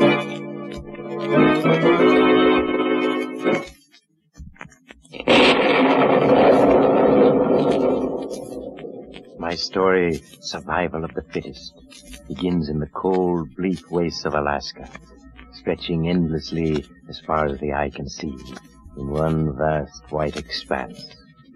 The fierce winter wind hurls itself at a small cabin almost buried by the snow. In the cabin, 4 men are huddled around the embers of a fire. Mike, what are we going to do? We're leaving the first thing in the morning for Goldfield. In this storm? It's either make a try for Goldfield or die here of starvation. Mike's right, Paul. Were to stay here, our food would be gone in 5 days. Much better we try to get to town. Kiana, how's the weather look to you? You think it'll blow over by tomorrow? Storm bad. Not blow over soon. All right, that settles it. We're getting out of here first thing in the morning.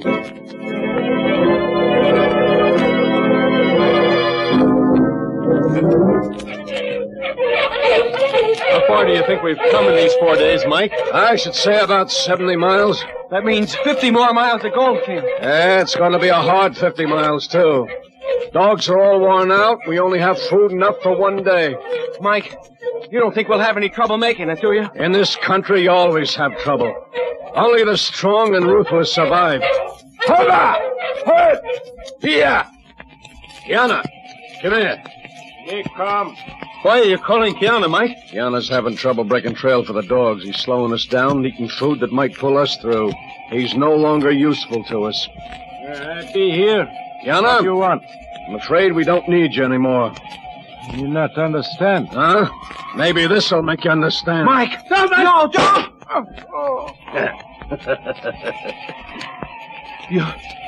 You've killed him. Yeah, I had to.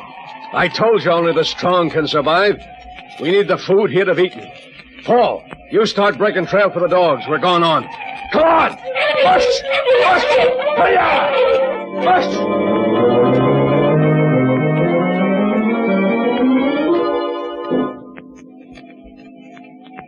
Mike, it's been 2 days since we've eaten anything. We can't go on without food, Mike. Why don't we kill one of the dogs? Yeah. Because we need every dog we have to pull the furs on the sled. All right, Paul. Start breaking trail for the dogs. We've rested enough. No, I can't. I'm too tired. The dogs can break their own trail. Why, you young whelp. Go ahead. Shoot me. Like you did Kiana. You're not worth wasting a bullet on. If you're too tired to break trail, you can remain behind. Well, Mike, you can't lead him here to die. Oh, can I?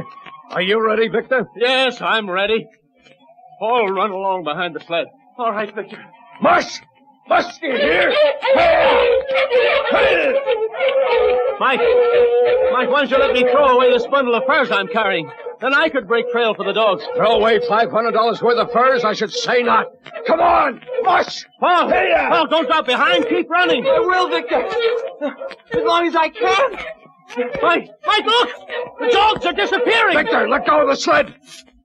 Mike, the dogs and sled have vanished in that crevasse in the ice. Yeah. A year's fur's lost in a few seconds. What do we do now?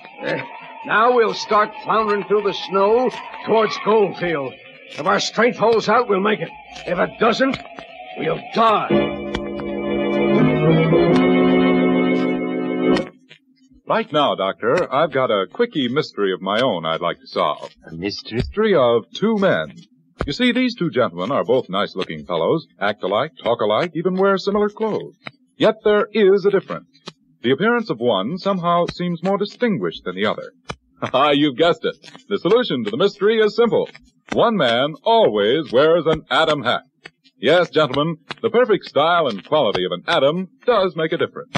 A difference that all well-dressed men recognize at a glance.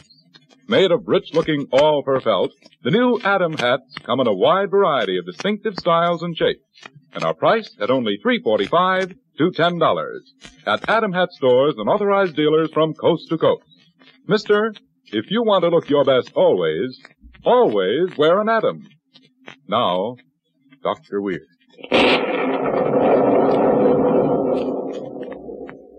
And now I'll finish my story, Survival of the Fittest.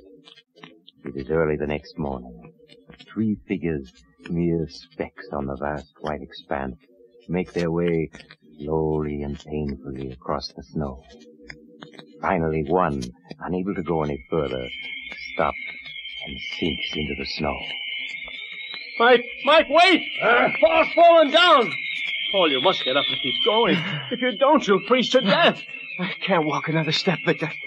I'm too tired. Ah, so he's fallen down, eh? Well, Paul, you'll either get up and start walking or stay behind and die. Mike, if each of us took him by the arm, we could help him along. Nothing doing. It's every man for himself. I'm not going to waste my strength. Paul, you must get up. Here, let me help you. No, leave me alone. I can't go any further. Mike, we can't leave him here to die. Why can't we? Because it's inhuman. It's common sense. The weak die and the strong live. Now, are you going on with me, or are you going to stay behind to die with him?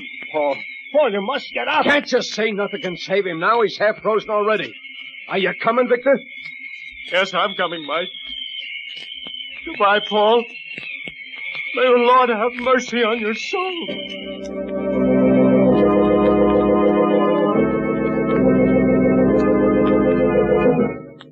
As the two men continued on their way, the snow swept over Paul's body and soon hid it from sight. Hour after hour, Mike and Victor struggled along. For the first time in days, they saw the sun, and its warmth helped them to withstand the cold. Late that afternoon, Victor began to fall behind. Mike, wait for me. Hurry up! I'm coming as fast as I can. You'll never get to Goldfield at this rate. Must be at least another 10 miles. 10 miles? I'll never make it without food. My stomach feels as though... Like you're eating something. Yeah, that's right. You're eating pemmican. Where'd you get it? Get it?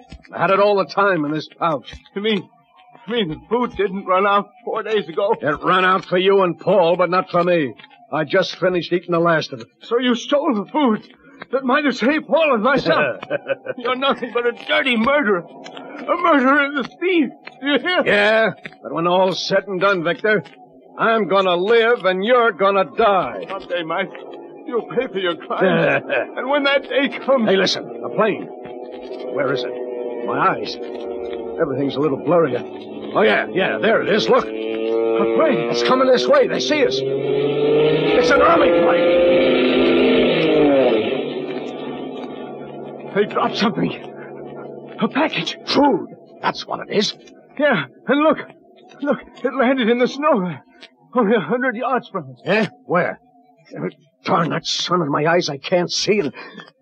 Yeah, I see it now. That package will do me nicely until I reach Goldfield. I'll make it for sure now. There's plenty for both of us in it, Mike. You are going to share it with me, aren't you? All you're going to get is this. I won't have you telling any tales about me later. After I pick up that package, I won't be back. Mike, come back. Don't leave me here to die. Now, where did that package drop? I thought Oh, there it is, over there, half buried in the snow. Funny, first I can see it, then I can't. My eyes, they feel as if knives are being stuck into them. I can't see. What's happening to me? My eyes, I'm snowblind. That's it. The glare of the sun all day. I'm snowblind. Victor! Victor, where are you? I'm back here, Mike. Victor, you gotta help me. I can't see a thing. I'm snowblind. You mean you can't see anything? No. My eyes hurt so I can't stand it. It's the sun, the glare all day. That's done it. My eyes feel as if they were full of needles whenever I open them. What do you want me to do, Mike? Now look, crawl over to that package. You still have enough strength. And bring it over here. It'll keep us alive. In a day or two, I'll be able to see again, then I'll get us both in the goldfield. I can't, Mike. My legs are too stiff. What? I can't move them. We'll both die here now. No, I won't die. I won't. I'll find that food myself. I know which direction it was in. I can find it if I hunt long enough. That's what you think. Yeah, you're just trying to confuse me. It's in this direction. I know it is. I can feel the sun on my face. Mike, come back! Stop! Come back! I am going right, or you wouldn't be trying so hard to stop me. I'll show you, Victor. I'm going to live, you hear? I'm going to live, and you're going to die. No, Mike! Come back, Mike! There's a crevasse in the ice ahead of you. You'll fall into it. You expect me to fall for a sucker trick like that? The crevasse was behind me. I remember that. Mike, look out!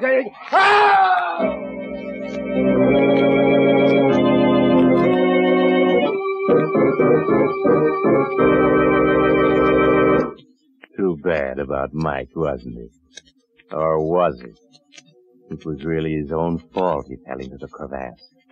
Because, you see, Mike, being the kind of man no one could trust, felt he could trust no one.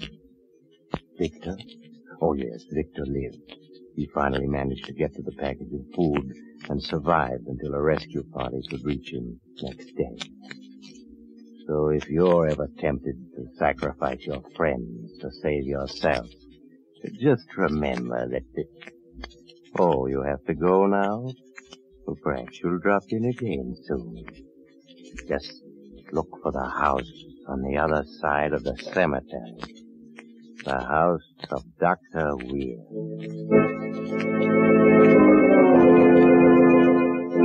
It's amazing the type of shows they thought that hat wearers would respond to.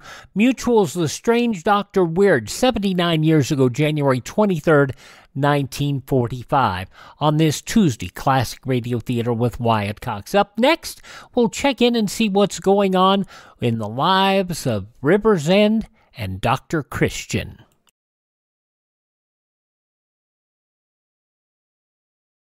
Civil defense is common sense. This is Boris Karloff. No one can guarantee the survival of every home during a nuclear war, but a strong civil defense can save millions of lives.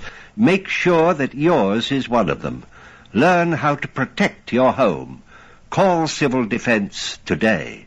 Now on Classic Radio Theater with Wyatt Cox, we head to River's End and see what is going on in the life of Dr. Christian, starring famed actor Jean Hersholdt, 86 years ago, January 23rd, 1938.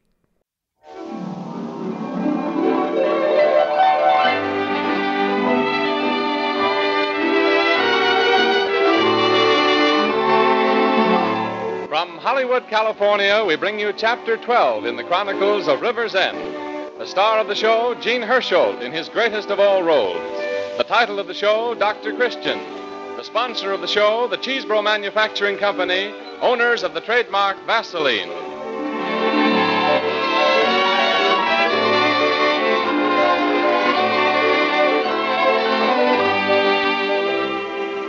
The makers of Vaseline preparations welcome you to another half hour with Dr. Christian and our good friends of River's End. The opening scene in our story for today takes place in Roy Davis Drugstore. 10-year-old Tip Brent is wandering around, staring morosely in the showcase. Hi, Tip. How's the boy this afternoon? Oh, not so good, Mr. Davis. Why? What's the trouble? In the doghouse again. Oh, in the doghouse, eh? What did you do? Nothing. Women sure are fussy, though. You're telling me. Well, what are your sins of omission and commission? Huh? Well, never mind. Break down and tell me all, and perhaps we can fix it up between us. Well, it's Mom. Nothing I do suits her. From morning till night, it's, Tip, did you brush your teeth? Son, your hands are filthy. Go wash them this instant. But worst of all, Mr. Davis, is my hair. What's the matter with your hair? It won't lay down. No matter how much I wet it, it just won't lay down. Oh, so that's it. Well, now, let me make a suggestion. Don't wet it. Well, if I don't wet it, how am I going to keep You see this package here? Vaseline hair tonic. Sure. Now, get a bottle of Vaseline hair tonic, Tip. And tonight, before you go downstairs to supper, put a little of this on your hair with the palms of your hands. Then brush it into your hair. Vaseline hair tonic will smooth it all down fine. Won't take you 2 minutes to do it. And when your mother sees how slick you look, she'll be as pleased as punch. Gee, Mr. Davis, how much does it cost? Only 40 cents for this bottle, and it'll last you for several weeks. Oh, I was saving my allowance to get a new airplane model. Well, I guess it's worth 40 cents to get out of the doghouse. Shall I wrap it up for you? Okay, Mr. Davis, thanks. Oh, say, Tip, Yeah? did you ever hear your mother say, you know, I've just washed my hair and I can't do anything with it? Sure, she says it all the time. Then you tell her to use Vaseline hair tonic just like I told you to use it. And after she does that, I'll guarantee you won't see the inside of that doghouse for a long, long time. And if I may add my bit to Roy Davis' good advice, men and women both can improve the health and appearance of the hair by regular massage with Vaseline hair tonic before every shampoo. Vaseline hair tonic comes in 40 and 70-cent bottles at all drugstores.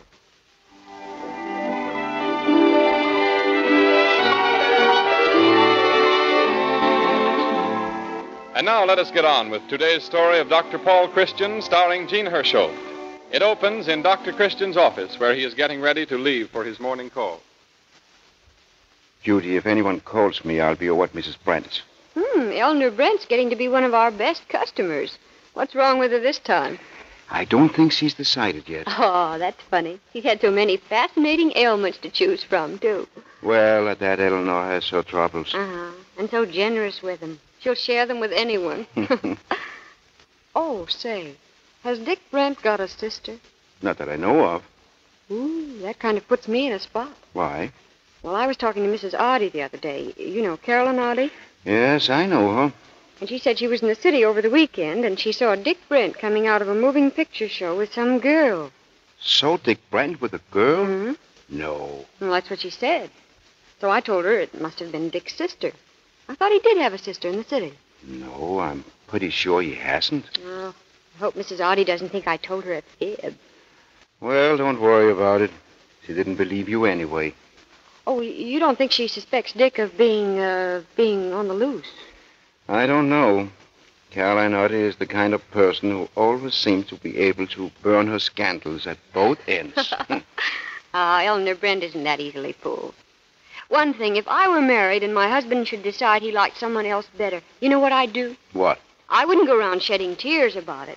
I'd find out what she had that I didn't have and acquire it doggone quickly. Well, I don't know whether you would or not, but it's certainly a grand idea.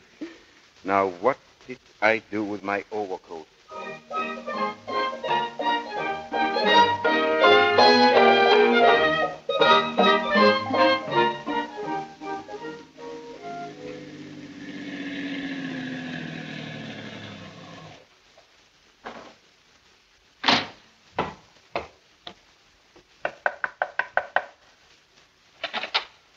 Hiya, Dr. Christian. Hello, Tip. Where's your mama? Well, she's here. Tip, will you stop slamming that door? Dr. Christian's here, Mom. Well, don't shout. I can hear you.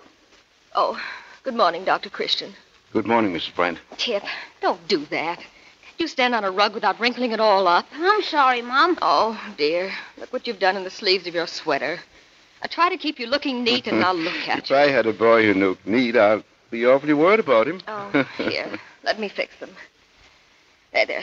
Now go out and play. Okay, Mom. Well, don't stand there. Do it. I was waiting to kiss you goodbye. Oh. Goodbye, dear. Now watch crossing the street. And close the door after you. I will. Tip, close the door. Tip! I'll close it. Oh, he can't remember anything for 2 seconds. Come into the living room, Dr. Christian. This house is a sight. But I've been having those sick headaches, and I've just been barely able to drag myself around. Oh, that's too bad. I've put off calling you because, well, to be real honest about it, Dick's had a salary cut. I didn't want to run up any more doctor's bills. Oh, but they're getting so bad, I just had to do something. When you had them before, did that diet I gave you help? Yes, at first. Now it doesn't seem to do much good, so I've given it up. Anyway, Dick complained about it. It was everything he didn't like. Oh, but I didn't prescribe the diet for Dick. Oh, I know. I didn't have time to cook 2 different kinds of meals. Besides, the diet doesn't do any good anymore. Well, are the headaches worse in the evening? Oh, much worse. By the time I get to the end of the day, I feel as if I just can't keep going. Lots of times I'm not able to get to supper. Well, I should think Dick would complain more about that than the diet. After all, even the things I prescribed are better than nothing. He's only home for supper 3 nights a week. On the other evenings, he goes to the city. The bus company is having some business meetings, and he says they need him there. Well, say, that's fine. I don't see what's so fine about it. Well, I mean, if the company needs him at the meetings, he must be a valuable man. Valuable enough to escape a salary cut. Oh, lots of firms are cutting salaries these days. Used to be he went to the city only once or twice a month. Now he's away half the time. Well, he has a more important job now. He's the local manager of the company. He has more responsibilities. We were a lot happier when he was just a bus driver. You want to know why?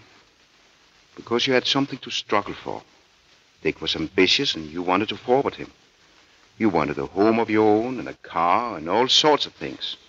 You worked together, worked hard to get them. Well, I still work hard. If you think taking care of this home and raising a boy like Tip isn't work... Oh, by the way, is this Dick's evening to go to the city? No, tomorrow. All right, then have him stop at my office on his way home.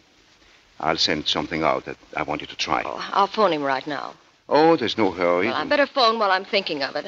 I'll be right back. Where's Mom?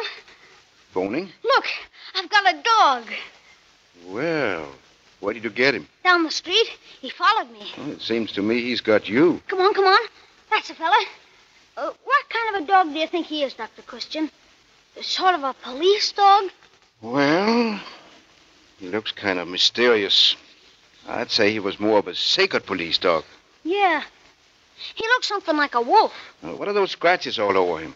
Well, I guess he's been in a fight. Oh, I'll bet he's a great fighter. He has such a yellow jaundice, too.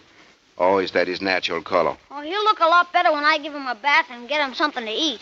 Yes, I dare say a bath and something to eat will be quite an experience for him. What's his name?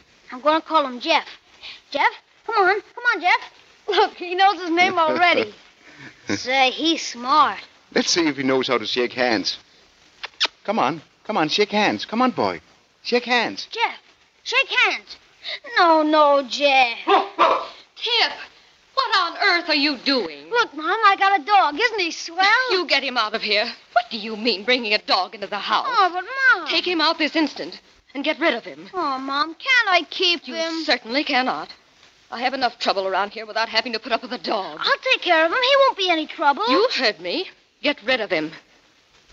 Okay, Mom. Oh, why can't he keep him, Mrs. Brent? Every boy ought to have a dog. No, I have enough work to do without having dogs. But I said I'd take care of him, Mom. Oh, yes, for about 2 days. And then I'll be the one who has to feed him and take care of him. Oh, wait. I have an idea. I'll take him. But what will you do? Well, let Tip keep him for me, and any time Tip doesn't look after him, I'll take him back. Does that suit you, Tip? Oh, that's swell. And remember, I'm not fooling. If you don't take care of him, back he comes to me. How is that with you, Mrs. Bryant? Oh, well, all right. Oh, gee, thanks, Mom. But keep him outside. And don't let him come in the house again. Okay. Come on, Jeff. And Tip, don't slam the door. Oh, he'll get over it. Well, I'd better be getting back to the office. Dick will drop in this evening, will he? Oh, I don't know. He wasn't at the bus station when I phoned. He's gone to the city again. Well, then I'll have Roy Davis send it out. Goodbye, Mrs. Brent. Goodbye. Oh, Dr. Christian. Yes? I want to talk to you about something. You've known Dick a long time, haven't you? Yes, I knew him even before you did. Why? Well, how is he about women? Well, that's a funny question. I don't know how... What makes you ask that? Because Dick's in love with another woman. There, now I've said it. I just couldn't keep it to myself any longer. I've got to talk it over with someone. Now, wait a minute here. Wait a minute. What's all this? Oh, I've suspected it for months. Now I know it's true. How do you know it's true? Everything proves it. With those trips to the city and the way he acts around the house. That salary cut. I don't see what the salary cut has to do with it. Oh, his salary wasn't really cut. I know he's just telling me that. He's taking that money and he's giving it to her. Ah. When a woman makes up her mind that her husband is doing something wrong, she can prove it with almost anything. But I've got real proof. He was seen with her. Mrs. Oddie saw them together on the street. Mrs. Oddie. She goes around sniffing for romance. Did she tell you about it? No, but I heard. Mrs. Oddie saw Dick and some young lady come out of a picture show. That doesn't necessarily mean Dick is having an affair. Oh, but what reason has he for taking a girl out? He doesn't take me out. Oh, no. No, I'm only good enough to cook his meals and wash, mend his clothes, and take care of his house. You don't know what an advantage that gives you. Advantage? Yes. When a man does what you think Dick is doing, it isn't always because he's in love. Sometimes it's to please his vanity. He wants to show off, or he wants to feel he's a man of the world, or maybe he's just plain bored. But sooner or later, he gets tired of playing that game, and he comes back to you. But it's so unfair. When Dick was driving a bus and hardly making enough for us to live on, I worked and I saved and I helped him. And now the reward goes to some woman who's done nothing for him. Nothing. If you think you're really losing, Dick, you're making a big mistake by starting to pity yourself. Men always run away from tears, and she'll meet him with a smile. Have you said anything about this to Dick? No. Well, then don't. And don't believe what you hear about Dick until you are absolutely sure. Even then, it would be a good plan not to believe it. And let him make a fool out of me? No. No, out of himself. He'll find it out soon enough. But accuse him of it, and he'll keep on being a fool, just to convince himself he isn't. Oh, I don't know what you mean. All I know is what's right, what's wrong. Anyway, why don't you wait? See if it doesn't all blow over. And if I can help you, let me know. Goodbye, Eleanor. Goodbye. And thank you. But now, nothing can help me.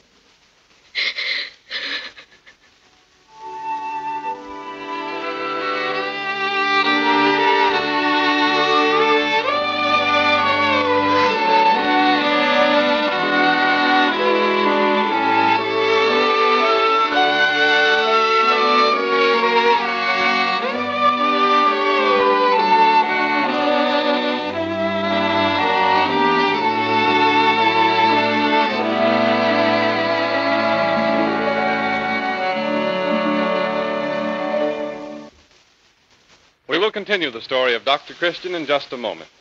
Meanwhile, we'd like to call to your attention again the fact that the word Vaseline is the registered trademark of the Cheesebro Manufacturing Company. It was coined by the founder of the company, Robert A. Cheesebro, more than half a century ago. Since that time, practically the whole civilized world has become a user of Vaseline petroleum jelly. This standard first aid product has many uses: for skin abrasions and bumps and bruises, for minor cuts and wounds and burns and scalds, and for chapped skin and head colds. And remember, no matter how you use it, you can rely on it because it is made by an exacting standard, sterilized in the process of manufacture, and packed in sterilized containers. So when you buy, be sure to look for the trademark Vaseline on the package. If you don't see it, you are not getting the genuine article.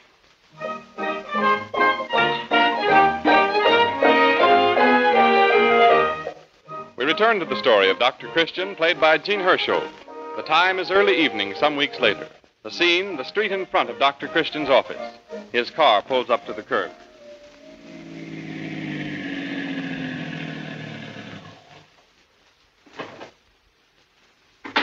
Hello there, Tip. Where you going? Hello, Dr. Christian. Oh, no place special. I've been coasting, me and Jeff. Jeff? Say, you wouldn't try to fool me. That fine-looking dog isn't Jeff. Sure he is. No. Yes, he is. Oh, you're kidding, Dr. Christian. Come here, Jeff. Yes, sir, it is Jeff. Say, I hardly recognize him. I told you he'd look a lot different after he started eating regular. I'm training him to pull my sled. Well, Tip, you've done a pretty good job taking care of him. I couldn't have done it better myself. Thanks, Dr. Christian. But say, aren't you out a little late? Your father will be worried about you. No, he won't worry. He won't know whether I'm home or not. Well, your mother will, when you're late for dinner. Yeah. I guess Mom will give me a bawling out all right. If she isn't in her room crying. Why does Mom cry so much? Oh, your mother isn't feeling well, Tip. I didn't know grown-up people cried. She's nervous. Things upset her. Is that why her and Dad are always scrapping? Well, I think it would be a good idea not to talk about it, Tip. I don't mind seeing kids scrap, but it makes you feel kind of funny inside when your mother and Dad say mean things to each other. Dr. Christian? Yes, Judy? Ooh, it's cold out here. I thought I heard your car drive up. Mr. Brent's inside. Oh, I'll be right in. Come on, Tip. Your father's here. You can wait in my office and go home with him. I guess I'll go on by myself, Dr. Christian. Oh, don't you want to come in and get warm? No, I ain't cold. I'll go along with Jeff. Bye-bye. Goodbye. Bye, Tip. Hello, Dick. Sorry to keep you waiting. Oh, that's all right. I'm in no rush. Good. Oh, say, I just saw Tip outside. Oh? You know, he and I are sort of joint owners of Jeff. Jeff? His dog. Oh, yeah, I noticed he had a dog. Wonder how he persuaded his mother to put up with it. Hey, Dr. Christian, what's the matter with Eleanor? She's been having sick headaches. I know about those. Before she had headaches, she had bronchitis, and before that, something else. Now, what's really wrong? If she's sick, I want to know it, and what you can do about it. Yes, Eleanor is sick, but I can't do anything about it. You think she ought to see a specialist? No. No, there's only one person who can help her. That's you. Well, how do you mean? Well, this would probably seem silly to you, but it's very important to a woman like Eleanor. To any woman. You've got your business and outside contacts. Her whole world is inside the four walls of her home. So what? Well, if you'd show a little more interest in her world, a little more interest in her. Let her know once in a while that you still care for her. We've been married for 16 years. We're not exactly on a honeymoon any longer. I got other things to think about. Making a living, for instance. A little show of affection wouldn't hurt. It would mean more to her even than you're making a living. Women are funny that way. She'd find out a lot different if I stopped earning a living. Well, you have to look at her side of it, too. When you go to the city at night, you're busy, occupied. She's sitting at home, alone. Oh, so that's what's the matter. I didn't say Well, that. if I hadn't gone to those company meetings, I wouldn't have a job. I work in the office all day and then spend half the night battling with a bunch of stuffed shirt executives. Why? So I'll be able to keep a home for her. And what thanks do I get for it? Nagging and whining, complaining. Why don't you explain all that to her? Eleanor is an intelligent girl. She'll understand. I have explained. She doesn't believe me. She thinks I go to the city because I'm interested in a woman. Well, are you? Yeah. Yeah, I rather thought so. I'm not ashamed of it. If anyone thinks I'm going to lie about it, he's mistaken. And it's one of those things which just can't be helped. You didn't want to fall in love with her, but you did. And she with you. You're going to be brave, both of you, and admit it. Face the world. You're not going to hide it as others do. No, you and she are different. That's right, Dr. Christian. How did you know? Because it's the same thing every other man says. I suppose you think I'm a heel. No. No, I don't think you're a heel, any more than a man who has a high fever. He's out of his head and talks queerly for a little while. But usually he snaps out of it. I'm not snapping out of this because it's real. I'll go on providing for Eleanor, but beyond that, she hasn't any claim on me. Except for the 16 years she lived with you and sacrificed all her ambition for yours and devoted herself to making a cheerful home for you. That's what you think. Sure.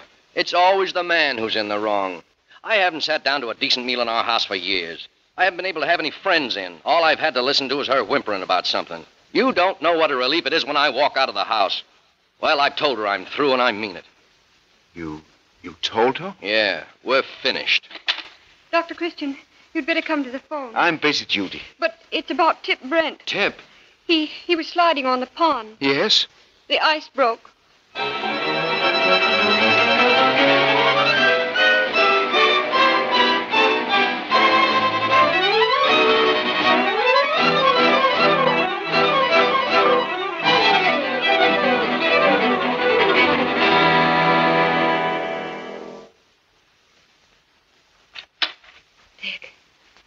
Dick, do you think Tip's worse? Now, try not to worry, Eleanor.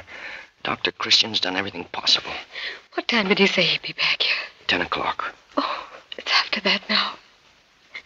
Dick, I'm afraid. But Dr. Christian said... Mom. Shh. She's awake. Yeah. Yes, darling. I want Jeff. Where is he? Look, darling. Look. Here's Daddy. We'll find Jeff, son. After a while. When you're well. I want him now. Is he outside?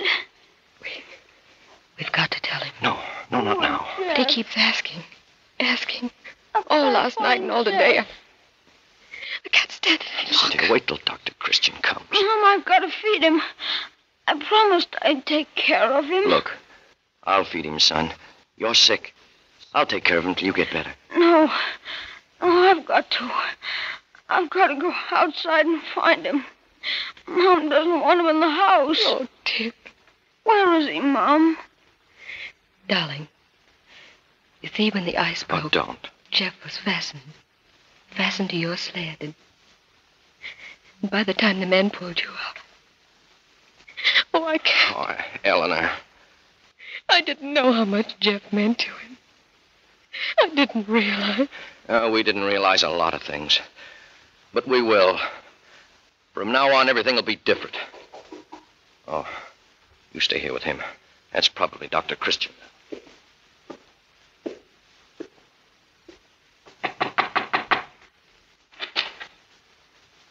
How is he, Dick?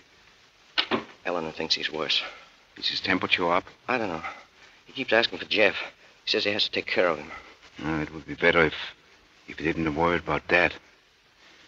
Didn't you tell him that Jeff was drowned? I couldn't. I haven't the courage. I'm not brave enough. Let's go in and see him. Good evening, Eleanor. Well, Tip. Hello, Dr. Christian. You're not going to make a joke out of me, are you? And get pneumonia after I said you wouldn't? I'm all right. Sure you are. I'm going to get up. No, you're going to sleep now and get lots of rest. But I've got to feed Jeff. Where is he, Dr. Christian? Tip, sometimes things happen, and we don't know why. Sorrowful things, sad things. And we just don't see any reason for them. There's only one way they can be explained. Somewhere there's someone who watches over everything. Over the moon, the stars, and you and me, and each tiny blade of grass. And that someone is smarter than we are. You know, Tip, I think all of us are put on this earth to do certain work, a special kind of job. And when we've done the job well, we're sort of promoted to a higher grade. Tip, Jeff has finished his work. He did what he was here to do. And now, well, they didn't get him out of the water on time. And we mustn't be so sad about it, because that someone knows it's better this way. You've got to take his word for it and feel that somewhere Jeff will be waiting for you.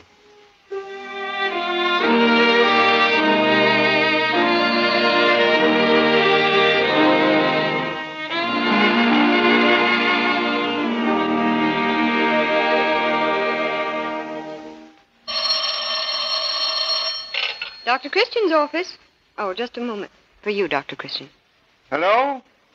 Oh, hello, Roy. Yeah, well, can't you wait a little while? A little later. I'll be busy for the next half an hour. I'm going over to the bus station with some friends. All right, yes, that'll be fine. Hello there. Oh, here they are now, Roy. Call me at 5. Hello, Dr. Christian. Well, looks like a honeymoon couple. Mr. and Mrs. Newlywed to the life. They'll spot you the minute you walk into a hotel. Not when we have a 10-year-old boy along. Where's Tip anyway? He'll be here in a minute. He's giving Bud Miller final instructions about taking care of Rex. He's got a new dog, you know. That's fine. Well, have you decided where you're going? Yeah, Eleanor wanted to go see her folks, and I wanted to go to Chicago, so we compromised. We're going to do both. It's really shameful extravagance. We could have let the folks go till next summer. If we're going to go on a trip, let's have a trip. Hello, everybody. Oh, here's Tip. What's this I hear, Tip? You've got a new dog. Yeah, Dad got him for me. What kind of a dog is he? Oh, he's swell. His name's Rex. He's a kind of a police dog. Uh-huh. He's just a pup now, but he'll get a lot bigger. I think he's going to grow up to look something like a wolf. Of course, he's not like Jeff. No, Tip. There never will be another dog like Jeff.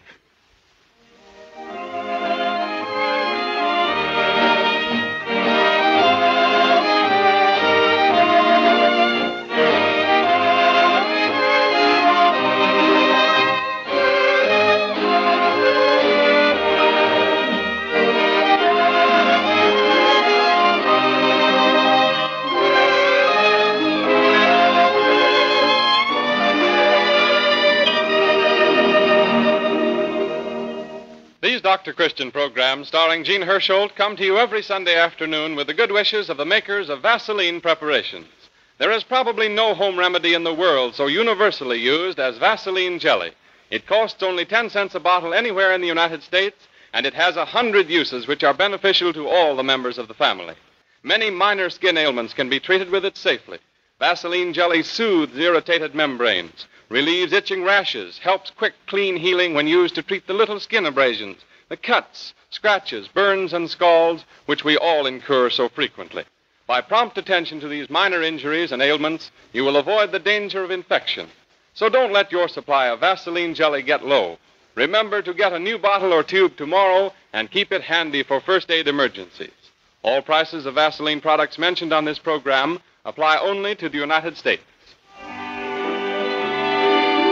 May we add our bit to the plea for funds to help fight infantile paralysis.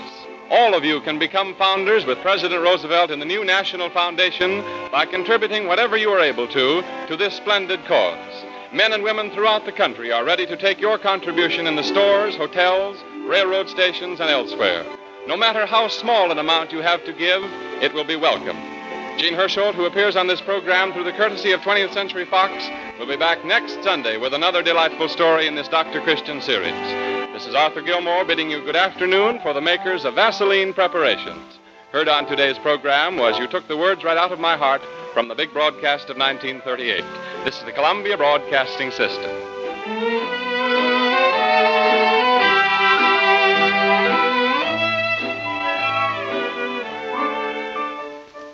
January 23rd, 1938, 86 years ago, Jean Hersholdt as Dr. Christian here on Classic Radio Theater with Wyatt Cox. Up next, the news from 82 years ago as we hear an episode of Dark Fantasy from that same date, and The Headless Dead.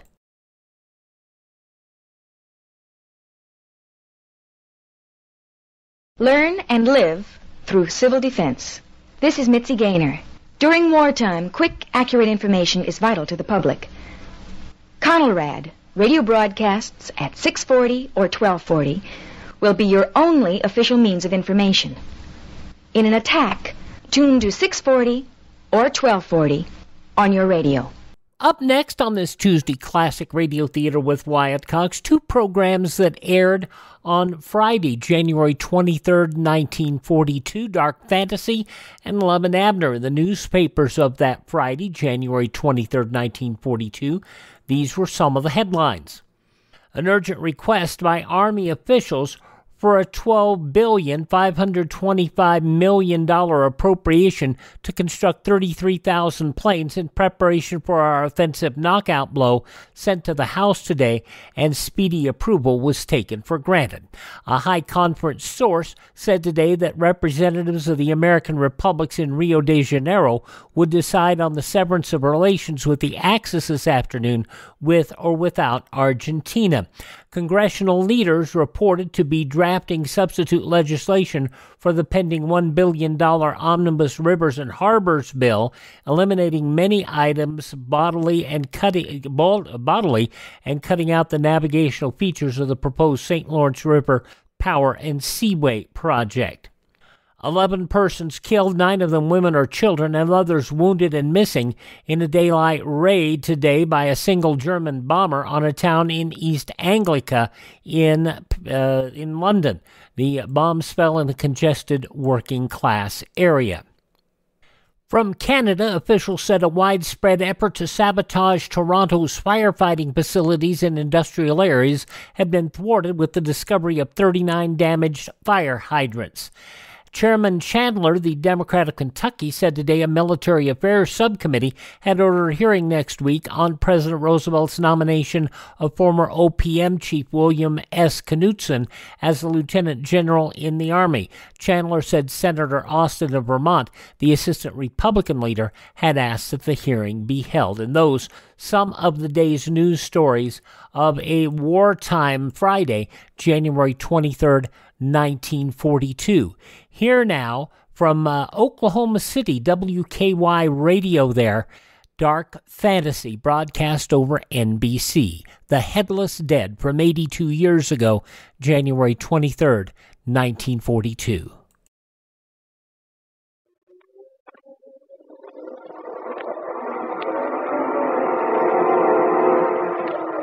Dark Fantasy.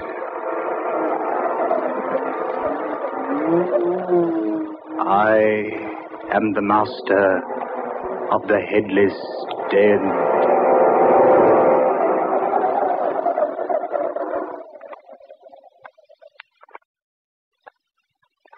I say, guard.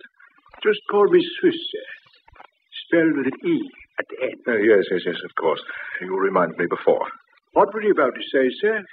I was about to observe that this Tower of London is quite a historic place. That it is, sir. Historic indeed. And haunted, I've heard tell. Oh, have you now, sir? Oh, yes. Don't tell me you haven't heard stories about the Tower's ghosts. Perhaps I have. Perhaps not. Of course, I don't believe that sort of rubbish, you know. Rubbish? Certainly rubbish. Don't tell me, Mr. Swift, with an E. Don't tell me you believe in such things as ghosts and haunts. What I believe, sir, I believe. Certainly not the legend of the gambling spook of Wycott Hall. The ghost invariably appears whenever a gambling game is in progress at Wycott Hall here in the tower, and always wins the stakes. Yes. Don't tell me you believe such a fantastic yarn as that. Or such an unbelievable story as the one about the pig-faced spectre of the rectory.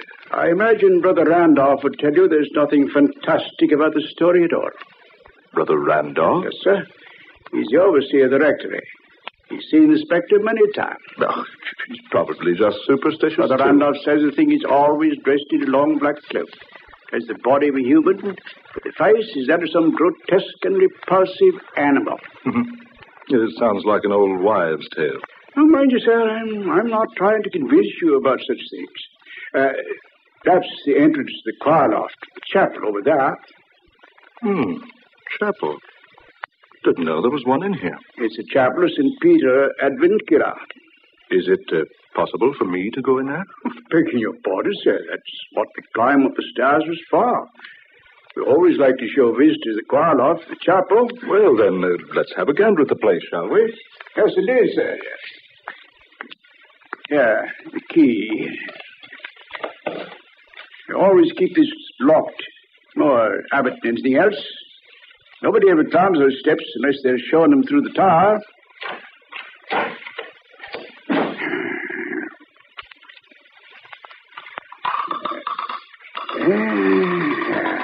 Here we are, sir. Yeah, I say. It's dark in there. How about a light, my man? Oh, no, blimey.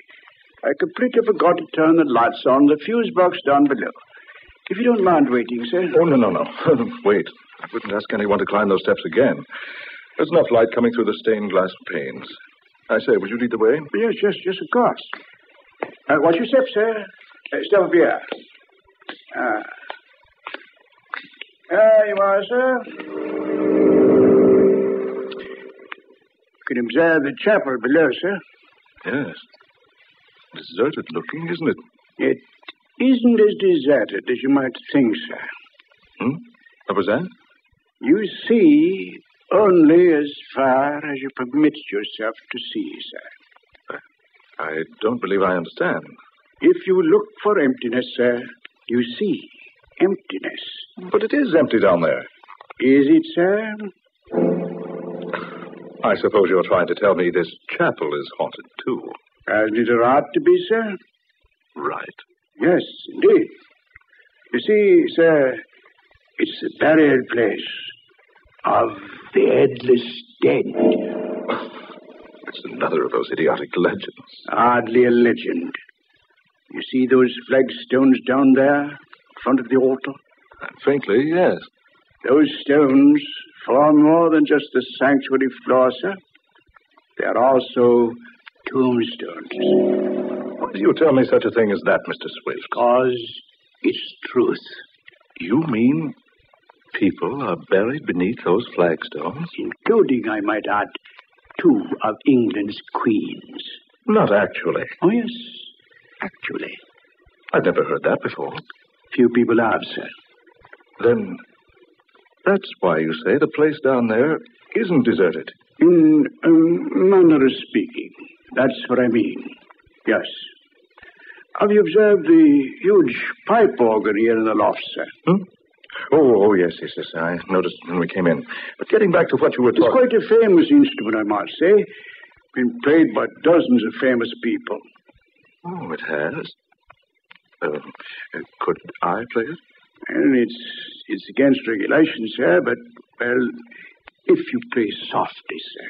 Oh, now, I say, that's mighty good of you. I do have somewhat of a reputation for playing the organ.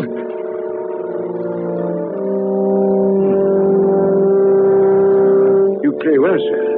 Quite well. Thank you. A rather old instrument, isn't it?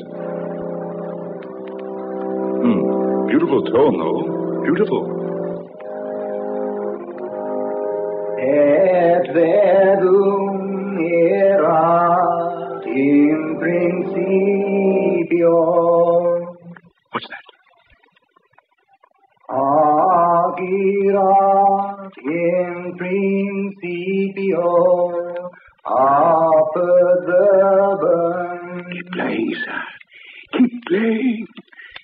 What? Quickly, sir, before it's too late. Play. In testimonium. That voice. What is it? No one knows. He always speaks like that in Latin. Whenever a stranger plays his organ for the first time. Et testimonium veribere delumine. Can you see who it is? No one has ever seen who it is.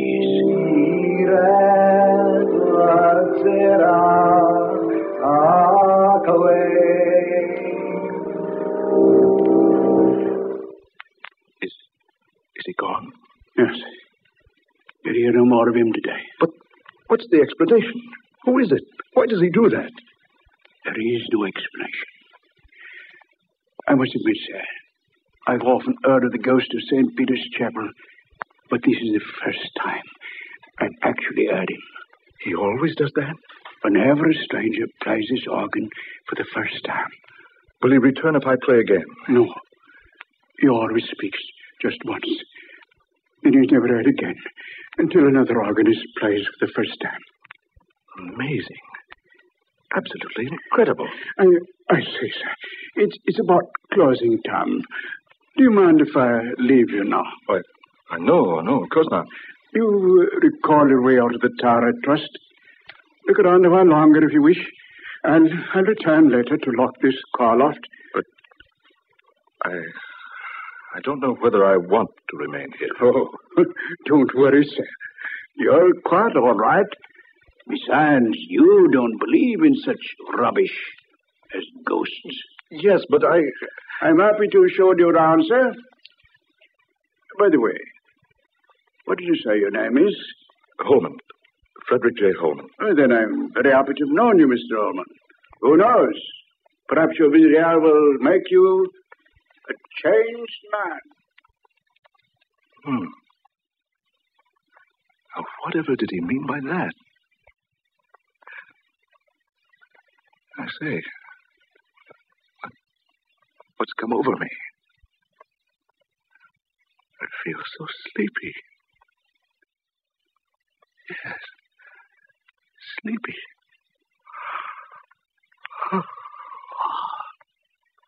I'd best sit here in this pew. Strange. Never felt like this before. I'll sleep here a while, then go home.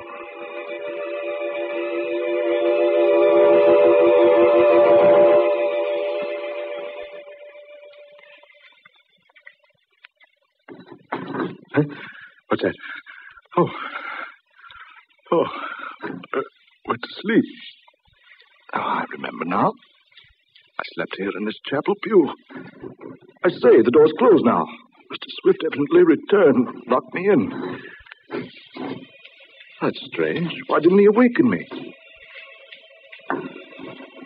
What's that?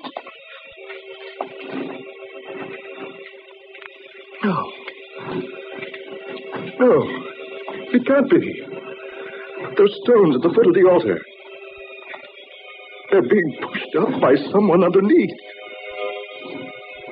Hands and arms.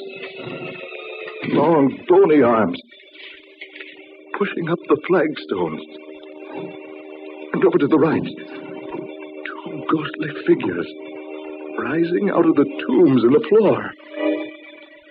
No, it's not possible. It can't be. Figures. Dozens of them now. Leaving their tombs. Forming a procession down the middle aisle of the chapel. And each of them is headless and carrying his head before him in his hands. Look at them. Marching in a slow procession down the center aisle.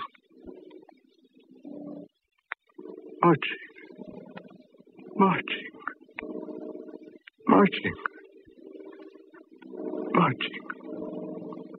On soundless feet. That man in front. The one in ancient armor. He seems to be the leader of those fantastic creatures. Oh, is this a dream? Is this a nightmare? No, it is not a dream. How did you get up here? Just a moment ago, you were down below, leading the procession. It is not our custom to hold our rights while an intruder is present. But I was locked in here. I didn't intend to be here. Now that you are here, you must make the most of it. What do you mean? You're now as one of us. It was you who prayed when I played the organ earlier today. Yes. I always pray when a stranger sits at the console. You see, it was I who first played this organ. when it was installed. Don't you think I play well? But why do you return when others play it?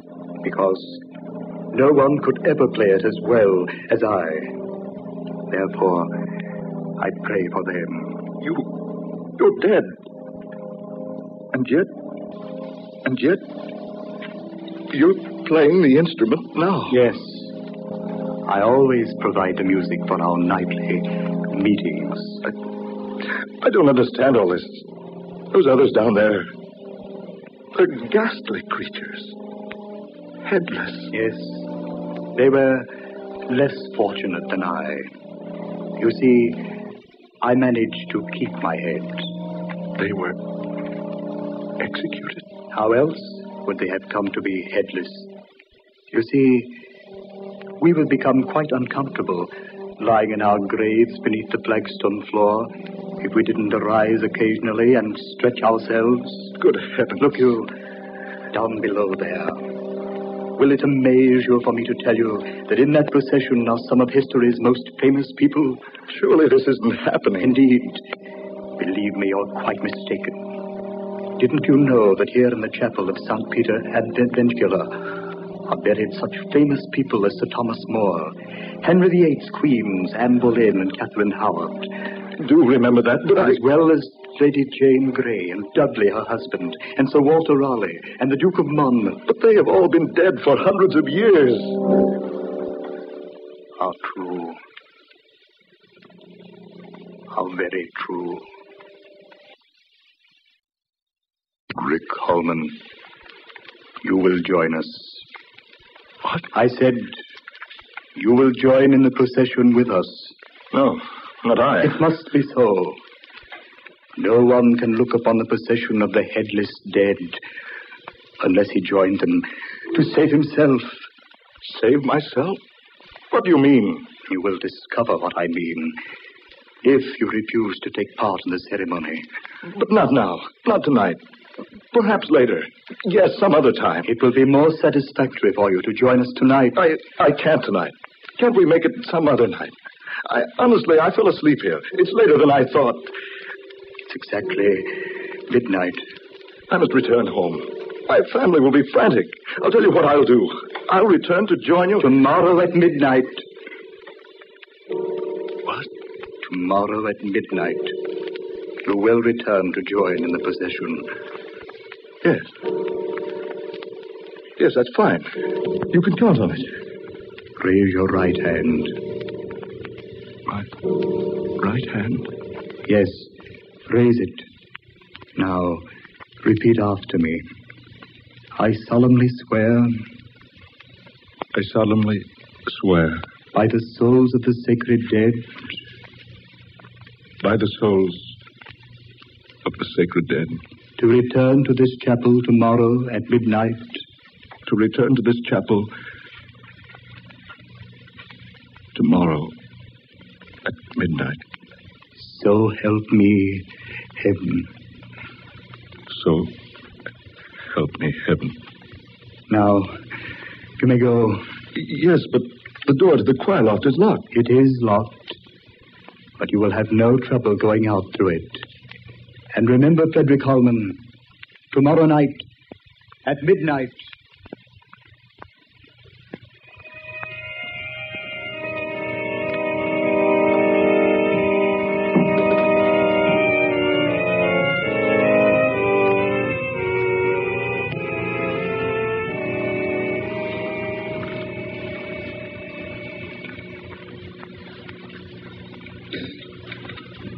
Frederick, dear, you're worried about something.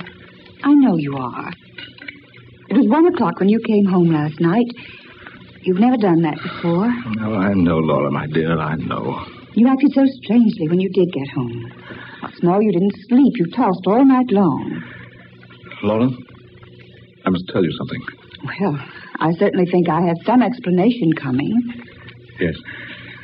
Yes, you have. I don't know how you're going to accept this, but... Well, here goes. I went to visit the Tower of London yesterday. I saw the prison cells and the execution and torture chambers. Finally, the guard took me to the little chapel of St. Peter Adventula. So I promised to return to the chapel tonight at midnight. They permitted me to leave the chapel. Frederick, surely you were dreaming. No, I'm sure it was no dream. It was all too realistic. I saw those people and heard them. Oh, but things like that don't happen. I'm very positive this happened, Laura. Oh, nonsense. You were just affected by those ghost stories that guide told you about the tower. Oh, dear, you're wrong. I'd never believed in such things before. No. Well. But surely you don't intend to go back there tonight. Do you? I don't know, Laura. I don't know.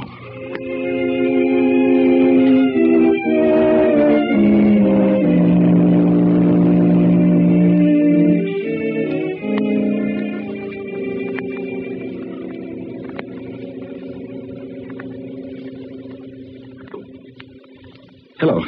Hello, Laura. I say, Laura, are you there? Laura! Oh, I'm sorry, dear. I thought for a moment we'd been disconnected. Yes, I can hear you now. And what I called for, dear, was to say I'm dining at the club tonight. Yes, old Simon Joster is off to the Orient. We're having a dinner for him. Yes, I'll be home early. Huh? What's that? No, Laura. I've decided not to go to the tower tonight. I think you're probably right. It all must have been a dream.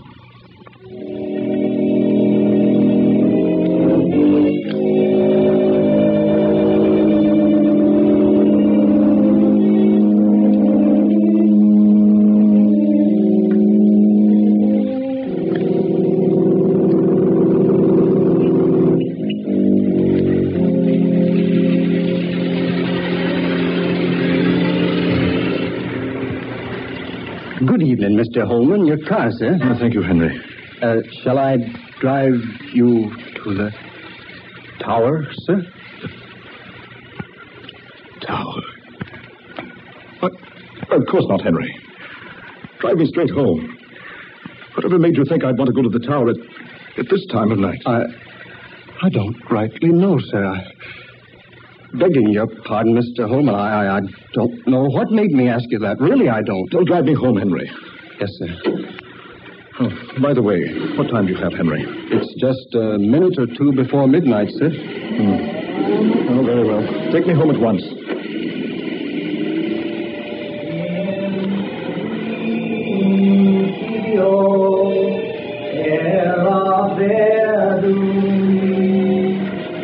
Did you say something, sir? Did you hear something, Henry? Hear something, sir?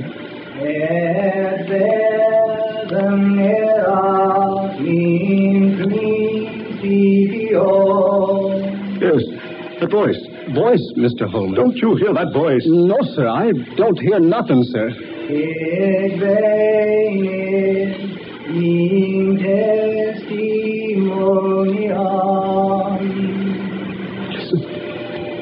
It's him. Listen to him. You must be tired, sir. There's nobody. That voice. Really, sir. Don't tell me you haven't heard of the gambling spook of Waikato. In principio est verdam. No. Oh, it can't be. Or Brother Randolph's pig-faced spectre of the rectory. No one could ever play the organ as well as I. That's what he said. The man in armor. You see, only as far as you permit yourself to see, sir. You see, I managed to keep my head. If you look for emptiness, sir, you see emptiness. Then it wasn't a dream. The flagstones of the sanctuary floor are also tombstones. It's true. It wasn't a dream. You must join our procession. Henry. The head is dead. Join our procession. The head is dead. Join our procession. The head is dead. Henry, in the name of heaven, man, look where you're driving. I can't stop, sir. Look out, you're going to hit that bus. Mr. Holmes! Henry, look out!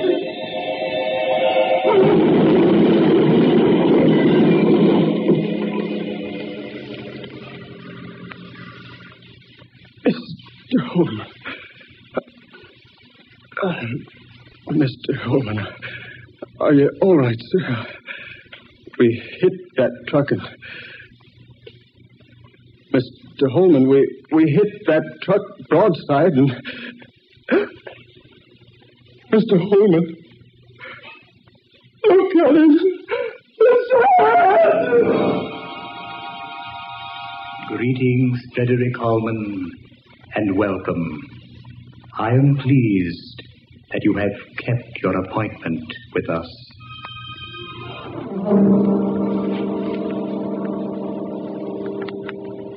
You have heard The Headless Dead, tonight's original tale of dark fantasy by Scott Bishop. Ben Morris played Frederick Holman, Eleanor Naylor Corrin was Mrs. Holman, Fred Wayne was Swift, Garland Moss was the leader of The Headless Dead, and Murillo Schofield was heard as the chauffeur. Next Friday night at this same time, we'll bring you a strange and weird tale of the unusual. Death is a savage deity, based upon Scott Bishop's novel of the same name. Listen for this breathtaking tale of witchcraft and black magic. Dark Fantasy originates each Friday night in the studios of WKY, Oklahoma City.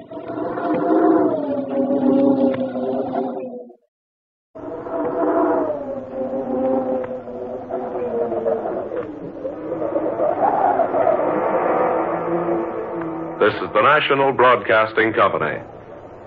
I wish we had more of these shows and better qualities to start with from these shows.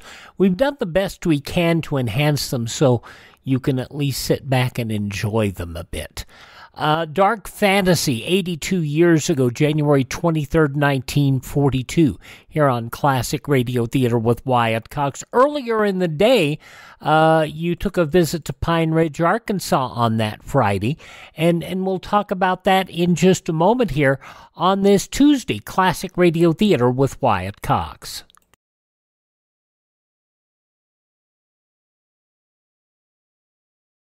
This is Art Linkletter. In event of atomic bombing or some other catastrophe, here's something important to remember. It will help save lives, including your own. Do not use the telephone. Leave the line open for official rescue and relief. This is your part in civil defense. Remember, don't use the phone. Leave the line clear for safety of your own life and the lives of others. Now, earlier in the day on many stations, and by the way, this is the Tuesday edition of Classic Radio Theater with Wyatt Cox, many stations aired Lum and Abner as an early evening show. This episode, 82 years ago, January 23rd, 1942, direct from Pine Ridge, Arkansas, here on Classic Radio Theater with Wyatt Cox. The makers of Alka-Seltzer bring you Lum and Abner.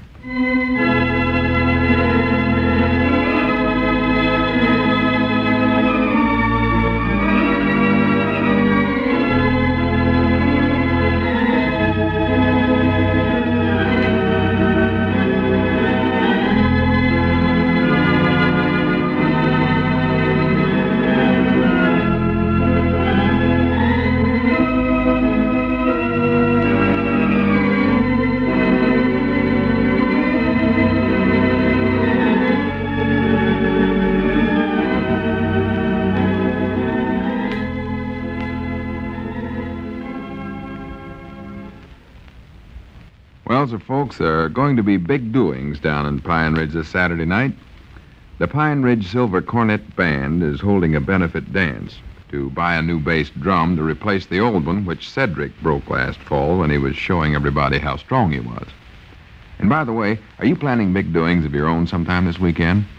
Well, if you are, may we suggest that you check up on your supply of Alka-Seltzer tablets before your good time starts.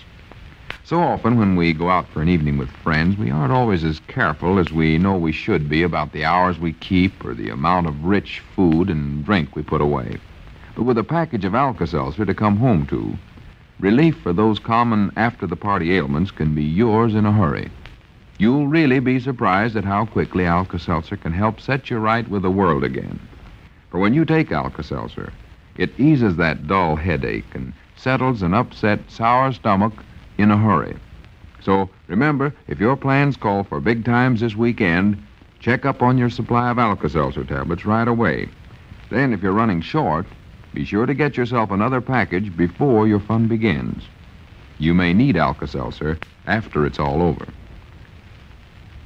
And now, let's see what's going on down in Pine Ridge. Well, Lum's hopes for a quick release from jail were shattered when Town Marshal Henry Lunsford refused to listen to Abner's plea that he didn't want to bring charges against Lum. Uncle Henry insists that Lum made an attempt to break into the Jot 'em Down store, and therefore he must stand trial. As we look in on the little community today, we find Lum still in the town jail. Uncle Henry is in the cell with him, carrying out another one of his prison regulations. Listen. Well, Uncle Henry, Marshal, I tell you, I don't need no haircut. You be quiet, number 6702, and sit still. I'm running this jail. By George, I ain't gonna do no slipshod job of it, neither. Now, I recollect when I was elected marshal, I told my woman, I said, now that I got this job, I'm gonna do it right. I say I'm gonna do it right. Now, I finally got me a prisoner. Sit still, Lum. I'm trying to, but them sheep shears you're using pulling something awful. Ain't you cut enough off by now? No, sirree, Bob. You gotta get your shorn right down to the scalp. And that's the way they do it in the book. The book? Why, sure. Picked me up a book the other day. Oh, it's got some wonderful ideas in it. Let's see, it's called, Psychological Aspects of Prison Practices, or some such name. Dadgummit, Lum, sit still. Well, you're cutting all my hair off. Granny's, I'll catch a cold. Can't help it. Prison regulation. Wait a minute. Get away from my mustache now. I ain't gonna let you cut that off, too. It's gotta go, Lum. Just a second. Let me check with the book. Yeah, check with the book. If it says my mustache has to be cut off, I'll be dogged if I'll stay in your old jail. Let's see now. Let's see. Oh, here we are. Mm-hmm. No, I was wrong, Lum. I was wrong. Here's a picture of a criminal here with his mustache still on. Yeah, I reckon you can keep yours. Well, good. Well, I do know. Now, what's the matter? I was just noticing here, Lum. All these criminals pictured here has got scars on their faces. Scars? Yes, I was just... Uncle Henry, put down them shears. Oh, I ain't gonna make no actual scars, Lum. I was just thinking, though, we could paint some marks on your face, and I reckon they'd ought to show up like scars when I'd taken your photograph. Photograph? Is that what all this hair cutting's for? Yes, sir, Bob. I got taken your picture for the Rogues Gallery. I'm going to hang you right up there alongside of all the other criminals. What other criminals? Well, I ain't catched them yet, but don't worry, I will. I'll get them. I'm bound and determined I'm going to make a success of myself with this marshal job. Hey, I recollect when I was elected, I told my wife I was going to run the jail right, and I'm going to run it right. And by... Hello, Mr. Lum. What's that? All righty, Cedric, come on in. How much money did you raise? Well, let's see, I got... No talking. No communication with the prisoners, Cedric. Well, I just want to tell Mr. Lum how much money... I can't do that, Cedric. Talking is just allowed during visiting hours. And visiting hours is from 3 to 4 o'clock p.m. You can come back then. Well, it's nearly 3 now. Just about. Can't help it. You gotta wait till 3. Just sit down there and keep your mouth shut. Yes, Mom. And no signals behind my back. No, Mom. Boy, you look funny without no hair. Cedric! I said no talking. And no remarks about the haircuts I give either. That's official regulation one. It is, huh? Yeah. Boy, I'd like to get a haircut like that. How much do you charge for them? They don't cost nothing, Cedric. You just have to get in jail first, that's all. Well, how do I go about getting in? Is there some dues to pay or something? Just a minute there. There's something suspicious going on here. You two talking outside of visiting hours. Yes, there's something suspicious. Cedric, you ain't brung Lum a loaf of bread, have you? Loaf of bread? Yeah, with a file in it. By George, I'd love to tear open a loaf of bread and find a file in it. Ain't found a single file since I've been marshal. Well, I can get one over to the blacksmith shop. You want me to bring it over next time I come? I wish you would, Cedric. Hide it in a cake or something. For goodness sakes. Uncle Henry, can't you stop all this foolishness and let me talk to Cedric? It's 3 o'clock now. What? 3 o'clock? Well, by Jasper, it is. Yes, sir, Bob. Drop everything. It's visiting hours now. I'll go ring the bell. And don't say a word till you hear me ring the bell. Gotta observe strict regulations round here, and there's only one way to run a jail, and that's to run it right. I say, For run goodness it right. sakes, it's brittle. Reckon what size of a file he wants me to bring. All right. Go ahead. Now, come on, hurry up, Cedric. How much money was you able to sell them belongings of mine for? $8 and 2 quarters. $8 and a half? Grannies, is that all you could sell them things for? Yes, Mom. Why, that rocking chair alone was worth more than that. Grannies, I can't hire me no lawyer for $8.50. Well, you still got some more stuff over there to sell. You want me to try to sell some more of it? No, it ain't no use, Cedric. I don't reckon a lawyer'd do me no good no way. All Abner has to do to win the trial is just get out that paper I signed giving him my half the store and bakery. As soon as he shows that in court, well, I'm done for. That paper will prove I never had no business breaking in the store. It's burglary is what it is. Well, what if they don't show the paper, though? Well, don't you worry, he will. He has to. It's the only piece of evidence there is in this trial. The whole thing rests on that. No, Cedric, I'm done for, that's all. I'll be proud to sell the rest of your things. I believe Mr. Squire will buy some more of it. Some more? You never sold Squire none of them other things, did you? Yes, Mom, all of them. He said he was proud to help out old and rusty friend, or something like that. Why, that old hypocrite. He was the one that got me in here. First, he talked me into breaking in the store to get the paper, and then he told Abner that I was going to do it, so that Abner could have me arrested. Reckon what he done that for? Oh, it's plain enough, Cedric. Long as I can recollect, Squire's wanted to get hold of the store, but he knows I'm too smart a businessman for him. So natural, he wants to get me out of the way, like getting me thrown in jail. And then he figures he'll have an easy time swindling Abner out of the store. He can do it, too. Well, that's funny, 'cause Mr. Squire talked like he was awful friendly. Wait a minute. There comes Abner. Don't say nothing to him about me trying to raise money for a lawyer. Oh, no, Mom, I won't. Fact is, I better be getting over to the blacksmith shop so as I can get that file for Mr. Uncle Henry. Yeah, bring one over and get him satisfied. So long, Cedric. So long, Mr. Long. Hello, Mr. Abner. Goodbye. Goodbye, Cedric. Well, howdy, Long. What's Cedric and said? What?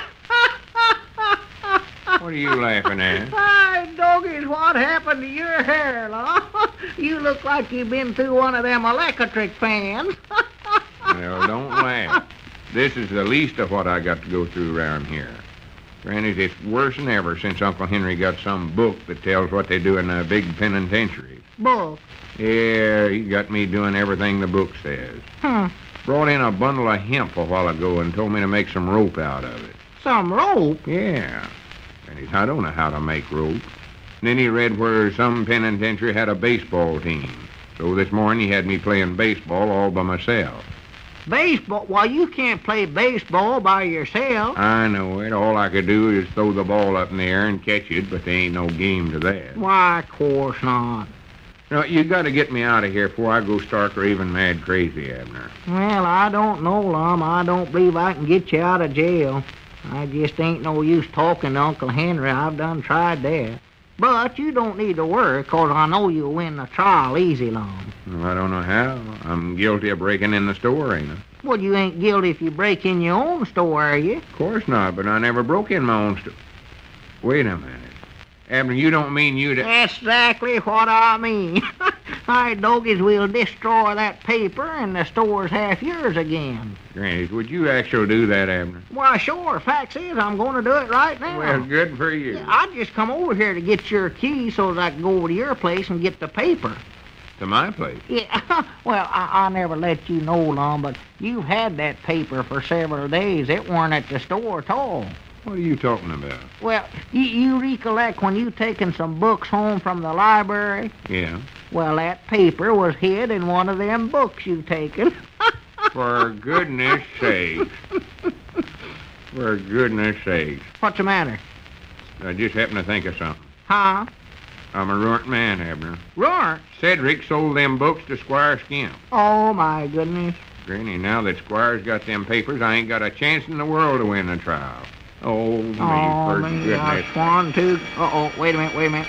There's Uncle Henry's bell again. Reckon what he wants now. I don't know. Nothing matters now. I'm a ruined man. Oh, me. Trouble. Nothing but trouble. What's the matter now, Uncle Henry? Oh, I've just figured out something terrible. You know who's supposed to try this here case for Lum? No, who? The Justice of the Peace. The Justice of the Peace? Yes, sir. And you know who that is? Why, of course, Lum is Justice of the Peace. Well, there you are. It looks like Lum has got to try himself, and I can't figure no other way out of it. Granny, don't try. This is the first good news I've heard in a long time. I'm going to try myself. Well, Lum won't forget this experience for a while, will he? And folks, here's something that you should not forget. Here's how you and every member of your family can guard against the danger of a deficiency of vitamins A and D. Take one a-day brand vitamin A and D tablet every day. That's the name, one a day vitamin A and D tablets, made and guaranteed by the makers of Alka-Seltzer. Now, one tablet a day is all you need to supply your basic daily requirements of these two important vitamins. For each tablet is just as rich in vitamins A and D as a full fifth of an ounce of cod liver oil, meeting minimum United States pharmacopoeia standards. And say, when you see how reasonably priced they are and you realize that you take only one tablet a day, you'll want the whole family to get the protective benefits of one-a-day tablets. So don't delay. Ask your druggist for one-a-day brand vitamin A and D tablets right away. Remember, they're guaranteed by the makers of Alka-Seltzer. Say, by the way, that reminds me, you better get a package of Alka-Seltzer tablets from your druggist, too.